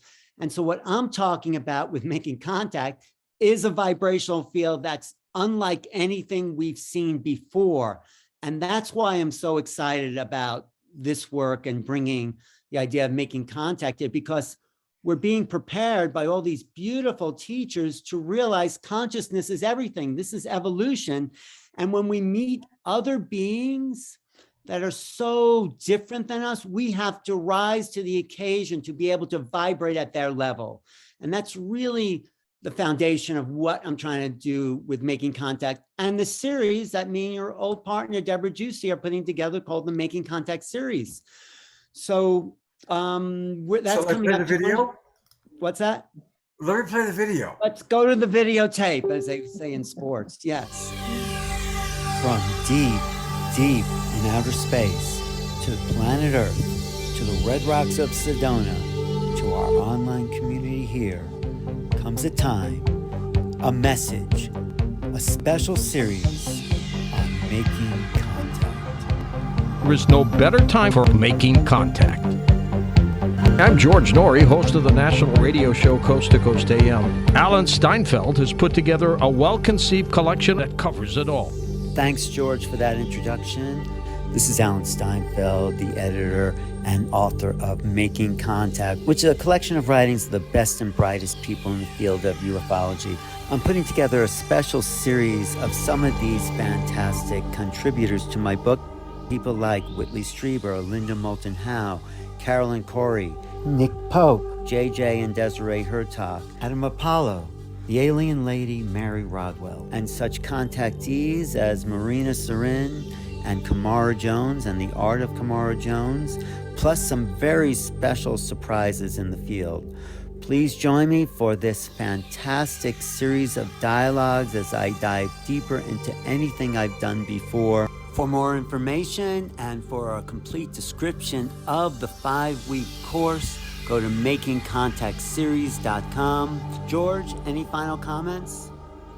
The contributions of all these people help to give insight into the multifaceted intentions of the phenomena, because Making Contact presents the opportunity for us to prepare to meet advanced civilizations. Someday, somehow in the future, the conflicts that have plagued our species for eons will come to an end. And by making contact, we will take our rightful place among the stars. The Making Contact series is presented by Alan Steinfeld and New Realities, Deborah Giusti and the Global Peace Tribe, in association with Neil Gar, Portal to Ascension, and Star Family Wisdom. Join us for this online series, Making Contact, the New Realities of Disclosure and Cosmic Awakening, Thursdays beginning May 19th from 5 p.m. to 7 p.m. Pacific Time. To find out more and to sign up, go to makingcontactseries.com. See you there. Oh, that's a great video. I put that together I know myself. you did. You did a great job, man. And George Norrie, he wrote the foreword to my book, and I used his voiceover from the audio of the book to just, I hope he didn't mind because he gave me permission to do that. But no, the idea behind that series is to really prepare us for something unknown. These last 2 years have been a shakeup of our reality. And what we're about to enter is uncharted territory. And that's why this is the most exciting time on this planet. And that's why this is a 5-part series with experts, Nick Pope, Linda Moulton Howe, Whitley Strieber, people who've had experience with the phenomena and have adjusted their consciousness to interface with the phenomena. And this is what we're going to need to do on a planetary civilization. I've had long talks with Kurt Johnson about that, but this is the evolutionary impulse. There's even an evolutionary circle, actually 2, which is about consciousness and contact. So if we're going to rise to the next level, we need to stretch our hands up as something else is reaching down so we can rise up out of the human drama that has been a sort of disaster for the past 10,000 years. Wouldn't you say, Kurt? Any response, Kurt? Yeah, I mean, there's absolutely no doubt that what happened when the Pentagon and the Navy released data that was undeniable, that made the doubter community, who could always explain everything away for decades, unable to say that those were not data sets and those were not paradigm shifting data sets. That has changed the landscape in which the scientific community now looks at this. So that's just one part of it, but we have a confluence here of what's going on in the spiritual community, what's going on in the scientific community that's rolling out this same vision that all of them talked about in the program tonight of going down this road together with all of those capabilities, our full capabilities. But this is going to change our consciousness fundamentally when we meet the other. When we meet something so different, we're going to have to access this moment of choice inside of us. Where are we going to go into the unknown and a new future, or are we going to stick to the past? Well, I have to say there's no future in the past, Scott. We have to go forward. What do you think, Deborah? I just want to put in a plug for the book, Making Contact, because this is truly unique. It's not just a collection of people's experiences with other life forms. This is a call to raise our frequency and really be conscious that we're not the be all and end all of all civilizations in the universe, and take a deep look at ourselves and what we need to do to confront the other. On this planet, we're having trouble even confronting people we see as other, and they're the same species as we are. So what do we need to do in this moment to be prepared to step into the future, and that future that Jude was talking about, where if this is a moment of extinction, can we consciously make the bridge, make that evolutionary leap to the next level of consciousness that we will need to be part of the galactic civilization that may be out there waiting for us? So I know your series. I know your series is going to be really exciting, Alan. Congratulations. The series goes deeper into what Kurt just said. When the government said, yes, there are crashed ships, yes, there are UFOs, and we're not telling you the whole truth, people started to take it seriously. So what we need to do now as a global civilization is lay it all out on the table, explain it, put the pieces together, because my book is a collection of essays because no one has the whole truth. So let's lay it out there. And the series will go deeper into deep philosophical dialogue. I mean, Linda Moulton Howe and Whitley Strieber go as deep as we can. Deborah Giusti at the New Living Expo said Danny Sheehan just signed on, who's the lawyer for the disclosure people. Adam Apollo, Mary Rudd, Nick Pope. Nick Pope worked for the Ministry of Defense. JJ and Desiree Hertog, who have a whole incredible cosmology.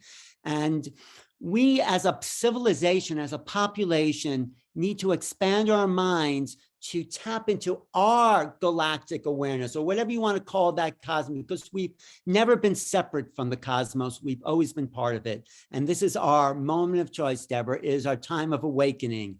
And thank you. I'm so happy to be here with the Evolutionary Leaders. It's our moment of evolution too.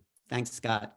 Absolutely. So just a reminder, everybody, you can get the book by going to Amazon. It's called Making Contact. And Alan, do you want to pull up the poster real quick? So Yes. Can I share my screen there?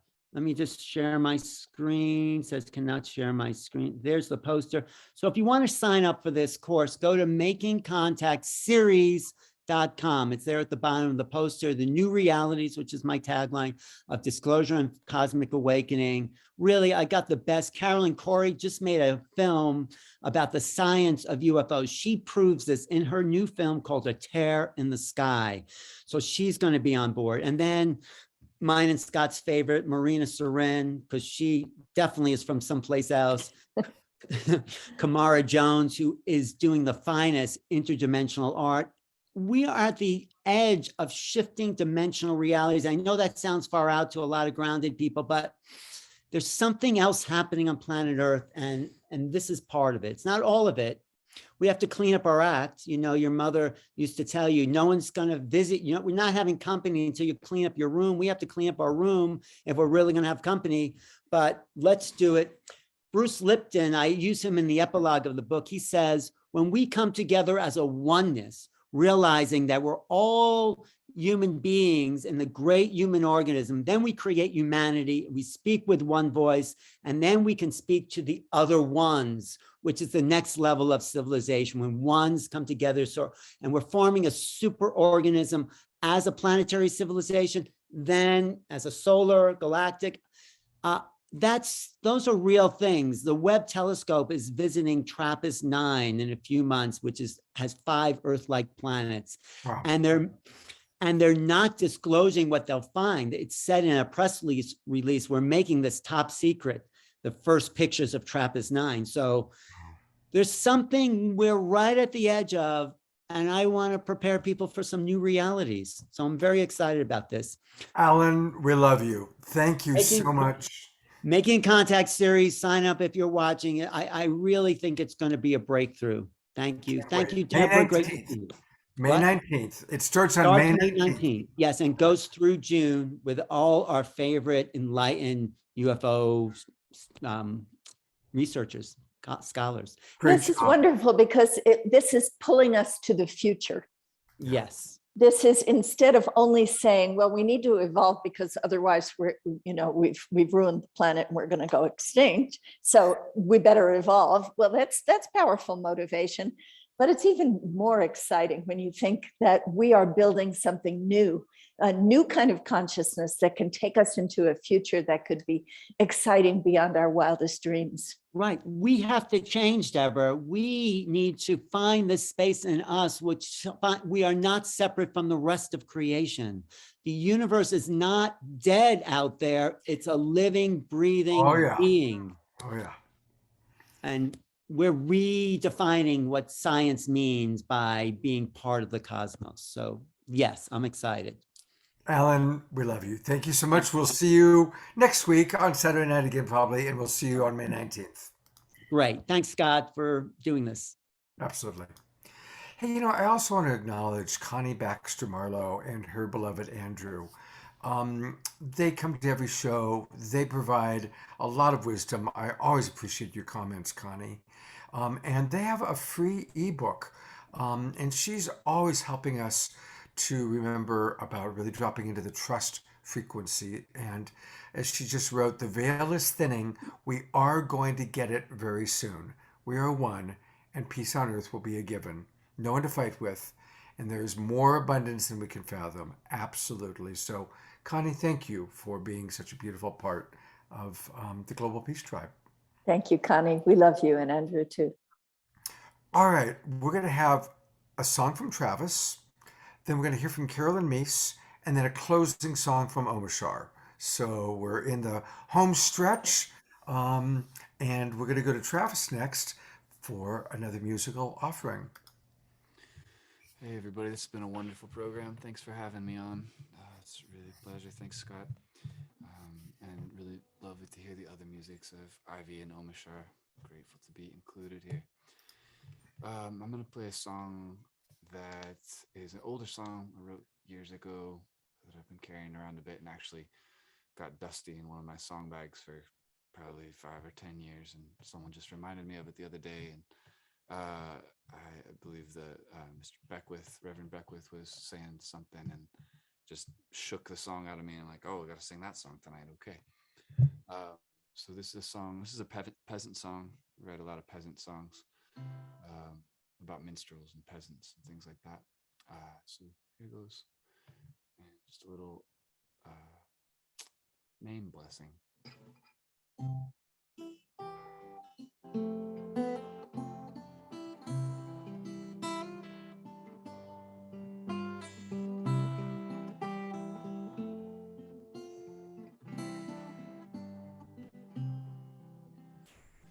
Some of the fellows that played in those old-timey bands that we know so well, they are dead and done. Their song will live on, you see, it is here with us still. When we sing, we are them again. All of the joy of their spirit revives, though what part of them knows is to me unclear. Just sing and pretend it's the part that is here.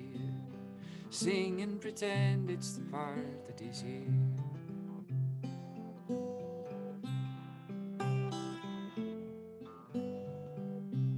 Some of the tunes that they played in the streets are as old as the rocks and the hills. And all of these tunes reoccurring to me are the halls of the spirit that builds signal fires and old empires, stars and the points on a sword. So ring all the bells and raise sound about the truth of the living word. Ring all the bells and raise sound about the truth of the living word.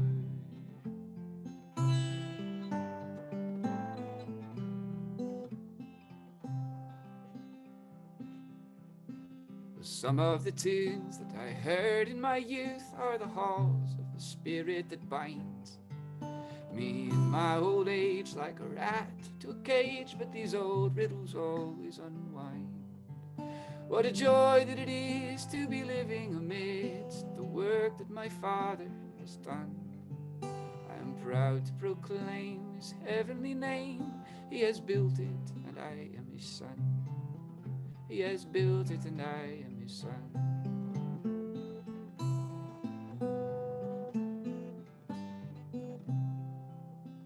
Now I've heard that the way is enchanting the names of the sacred and holy divine. If you don't know the name, just sing to the music, any name that will do fine. For the holy names are the simple souls, and God blesses everyone. But the holiest name is silence, for that is the name of the song. The holiest name is silence, because that is the name of the song.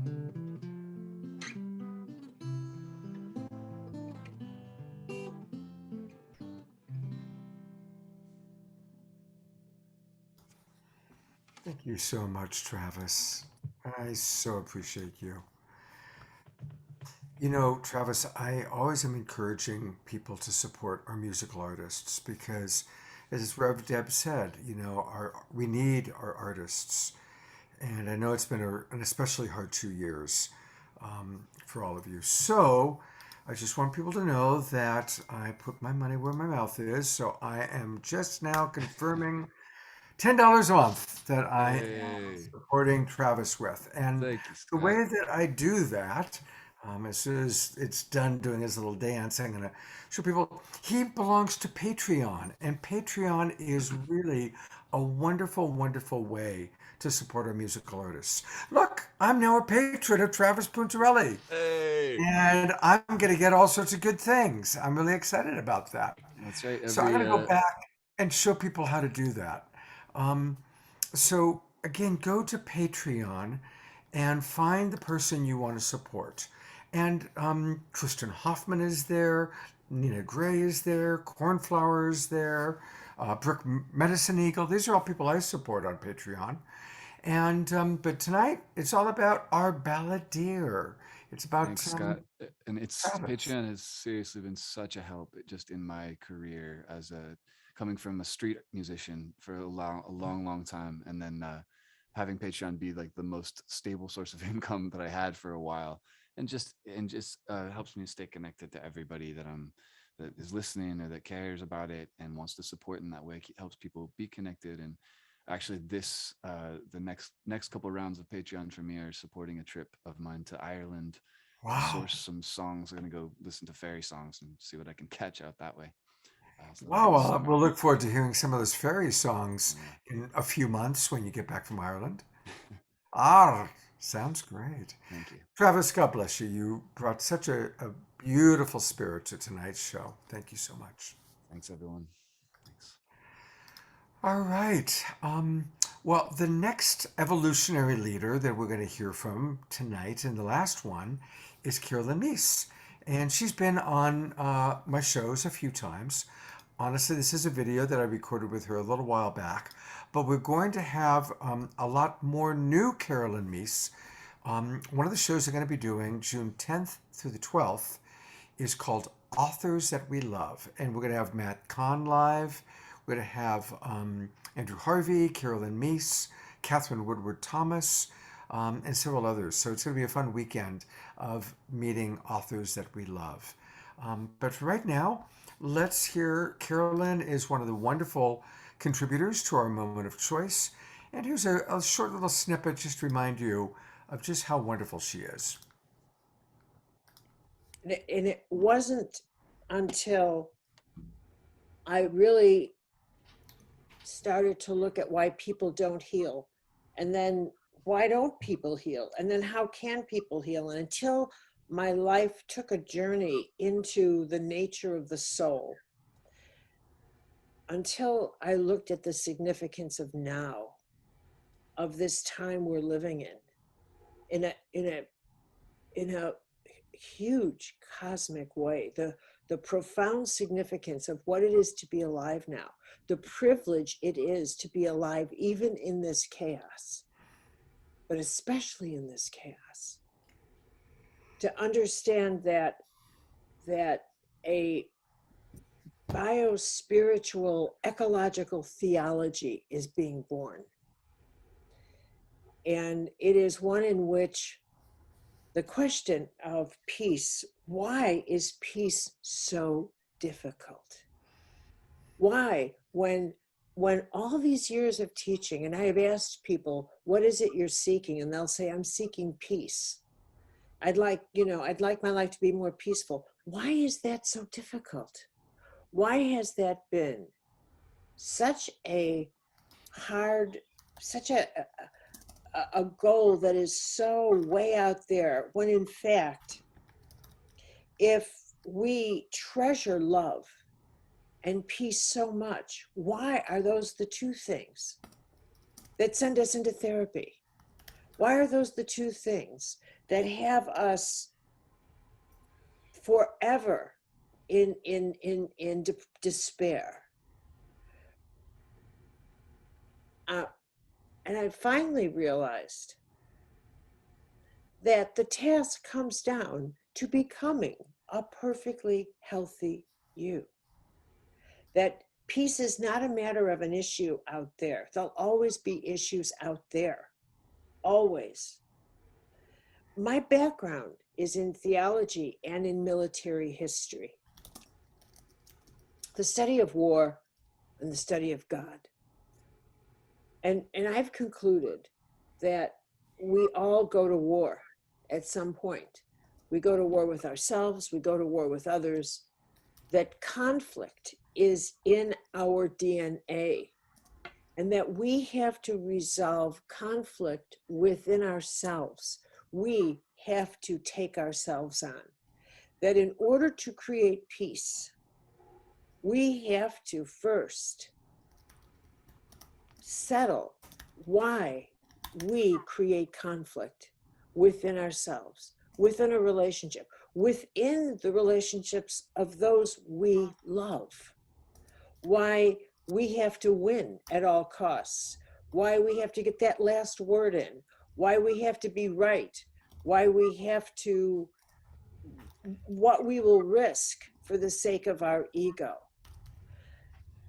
And at the end, if I had the time to take this all and give you a crash course on health, I would tell you that your body and your spirit, your whole bio-spiritual ecological system that is you, your microplanet, breathes together with the macro planet.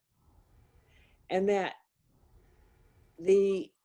one of the greatest health foods you can feed yourself toward peace and unity for everyone is humility, is to become a humbler person, is to decide this isn't worth a conflict. This isn't that important. I'm not that important. I'm to really humble up, to really begin to live a humble life on this earth. That is, for me, one of the true contributions to yourself, to your body, to your mind, to your inner world of what generates health and what generates peace and what generates tranquility in yourself and in how you see the world and in how you then treat others and how you respond to others. That this is the way in which we begin to generate an atmosphere of peace and tranquility around us, is by beginning to live in a more humble frame of mind that says, and to not fear being humiliated by following our soul's guidance. Mm-hmm. Love Carolyn. I want a wise woman. Very wise woman. I want to acknowledge I made a mistake. I thought she was part of our moment of choice, and so I gave false information. There are 43 great authors that don't include Carolyn Meese, but certainly could have. Next time. Well, you're going to be interviewing, what, 4 more tomorrow morning? Yeah. So thank you. That's a good lead in to remind everybody that, tomorrow morning we've got a really beautiful conclusion to this weekend. Bob Atkinson, Diane Williams, Reverend Sylvia Sumter, and pinch hitting for Reverend Deb is going to be Justin Fearman, who's a really dynamic young man. So please do join us tomorrow morning, 10 o'clock Pacific, 1 o'clock Eastern. It's going to be a wonderful way to complete the weekend. And what a weekend it's been, Deb. Oh, thank you so much, Scott, for making this possible and bringing together the Global Peace Tribe. These are the people who are going to make this moment of choice meaningful here on planet Earth. And I love that Carolyn Meese says, let's be humble about it. Yes. We're each one of what is it now? Are we up to 8 billion people, or however many on this planet? And yet we are also one species, and we are connected through our consciousness. So everything that we do, every choice that we make, makes a difference to the whole. So thank you so much for letting us celebrate this weekend our paperback release of Our Moment of Choice. I want to encourage people to go to ourmomentofchoice.com and consider getting the book. Consider it for school libraries, for your book club. You know, it's perfect for a book club because you can just read these sections or chapters. It's very easy. And I think that there's something in this book for everybody. You know, I can't believe we actually didn't go to the website yet. There it is, ourmomentofchoice.com. And really, let's support this incredible book. Please order your copy now. Just go. And look, you can get it from Beyond Words, Amazon, Barnes & Noble, or IndieBound. And it's also available as an audiobook. So there you go. Let's definitely get it. I'm agreeing to sign up to emails. Always important to do that. So thank you. And you know, we've got some really wonderful Awakening World shows coming up. And next weekend, it's going to be all about deep healing. We are bringing on board some world-class healers. And the theme is healing practices to achieve deeper intimacy. And once again, we're collaborating with Jennifer K. Hill, another evolutionary leader. Yes. And her wonderful organization, omheals.com. Friday night, we're going to be really looking at how we can work on some of our intimacy issues in relationship. We're going to be looking at the science of attachment and the art of mastering self-intimacy. Saturday night, it's all people from Om Heals. And then on Sunday morning, we've got Josie Ann. I think she's actually watching right now. An amazing doctor who is quite brilliant at understanding many of the pathways to healing some of our deepest wounding around racism and sexual abuse. And a wonderful couple that I've worked with for years, they're powerful. And they're going to give a demonstration of how, again, to uncover some of the deep patterning for resolution and healing. So it's going to be a very powerful weekend. So please do join us next weekend for the Awakening World. Rev Deb, I love you so much. I love working with you. And we're now going to turn over to Omashar, who's going to close us out with some music. Wow, beautiful. Goodness me, a bit of humility here. It's my middle name, Omashar, humility, whatever. And this song is called Just When. The earlier song was called One Heart, One Mind, One Soul. And just as a plug for me, that was from my Flower of Life album. And this is called Just When. And all of the lyrics within my songs are basically me talking to divine consciousness or me hearing divine consciousness speaking to me. And this song called Just When, I was having a glum time sometime in the last couple of years, and I was dragging my bottom lip. And this voice came to me, and it just said, you know, your trust in life has been exposed, and this is what I've got to say about it. And so I'm just going to sing this song. It's without any bells and whistles. It's a fun song. I really enjoy playing it.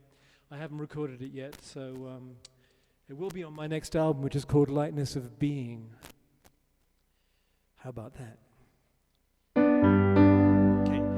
Me.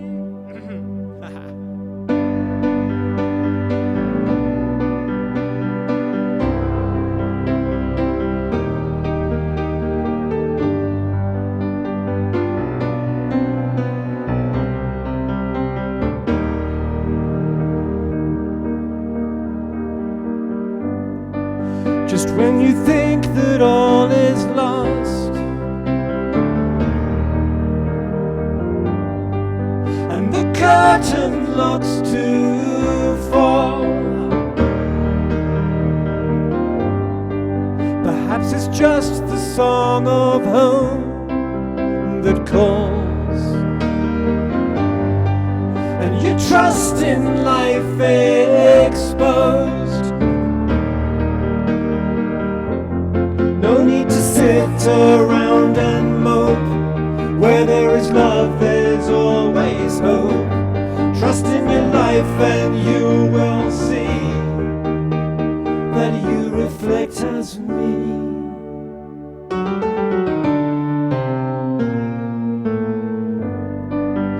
Another day is here for you to live, and I'll walk it through with you. There is no doubt your heart is pure and true. So I came to remind you. No need to sit around and mope. Where there is love, there's always hope. Trust in your life and you will see that you reflect as me.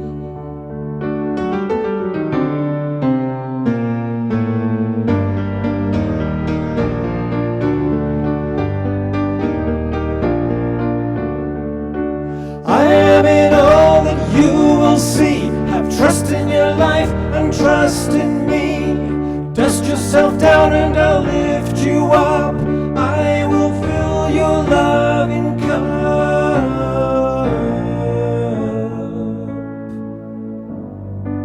Just when you thought that all was lost,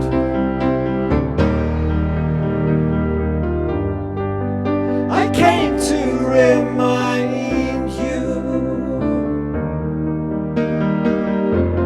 No need to sit around and mope.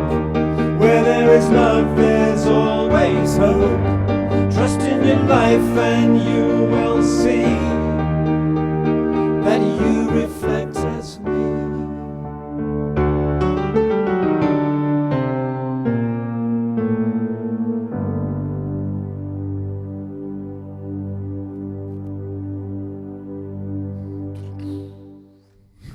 Oh, fantastic. Always fun. Omoshara is beautiful. Absolutely beautiful. Thank you for inviting me, and thank you for all of us on this program this weekend. Holy smoke, we are lifting. Yeah, it was a very powerful show. Very powerful. And you've become such an important part. I'm going to go to gallery view just to close this out so we can see everybody who's still got their camera on. Rev Deb, love you so much. Thank you, Debbie Johnston. Safe flight tomorrow to North Carolina. Travis, Alan Steinfeld, Kurt Johnson, and of course, Connie. Thank you so much, everybody. Hope to see you tomorrow morning on the Sacred Sunday Show. Take care, everybody, and have a beautiful, beautiful evening. Good night.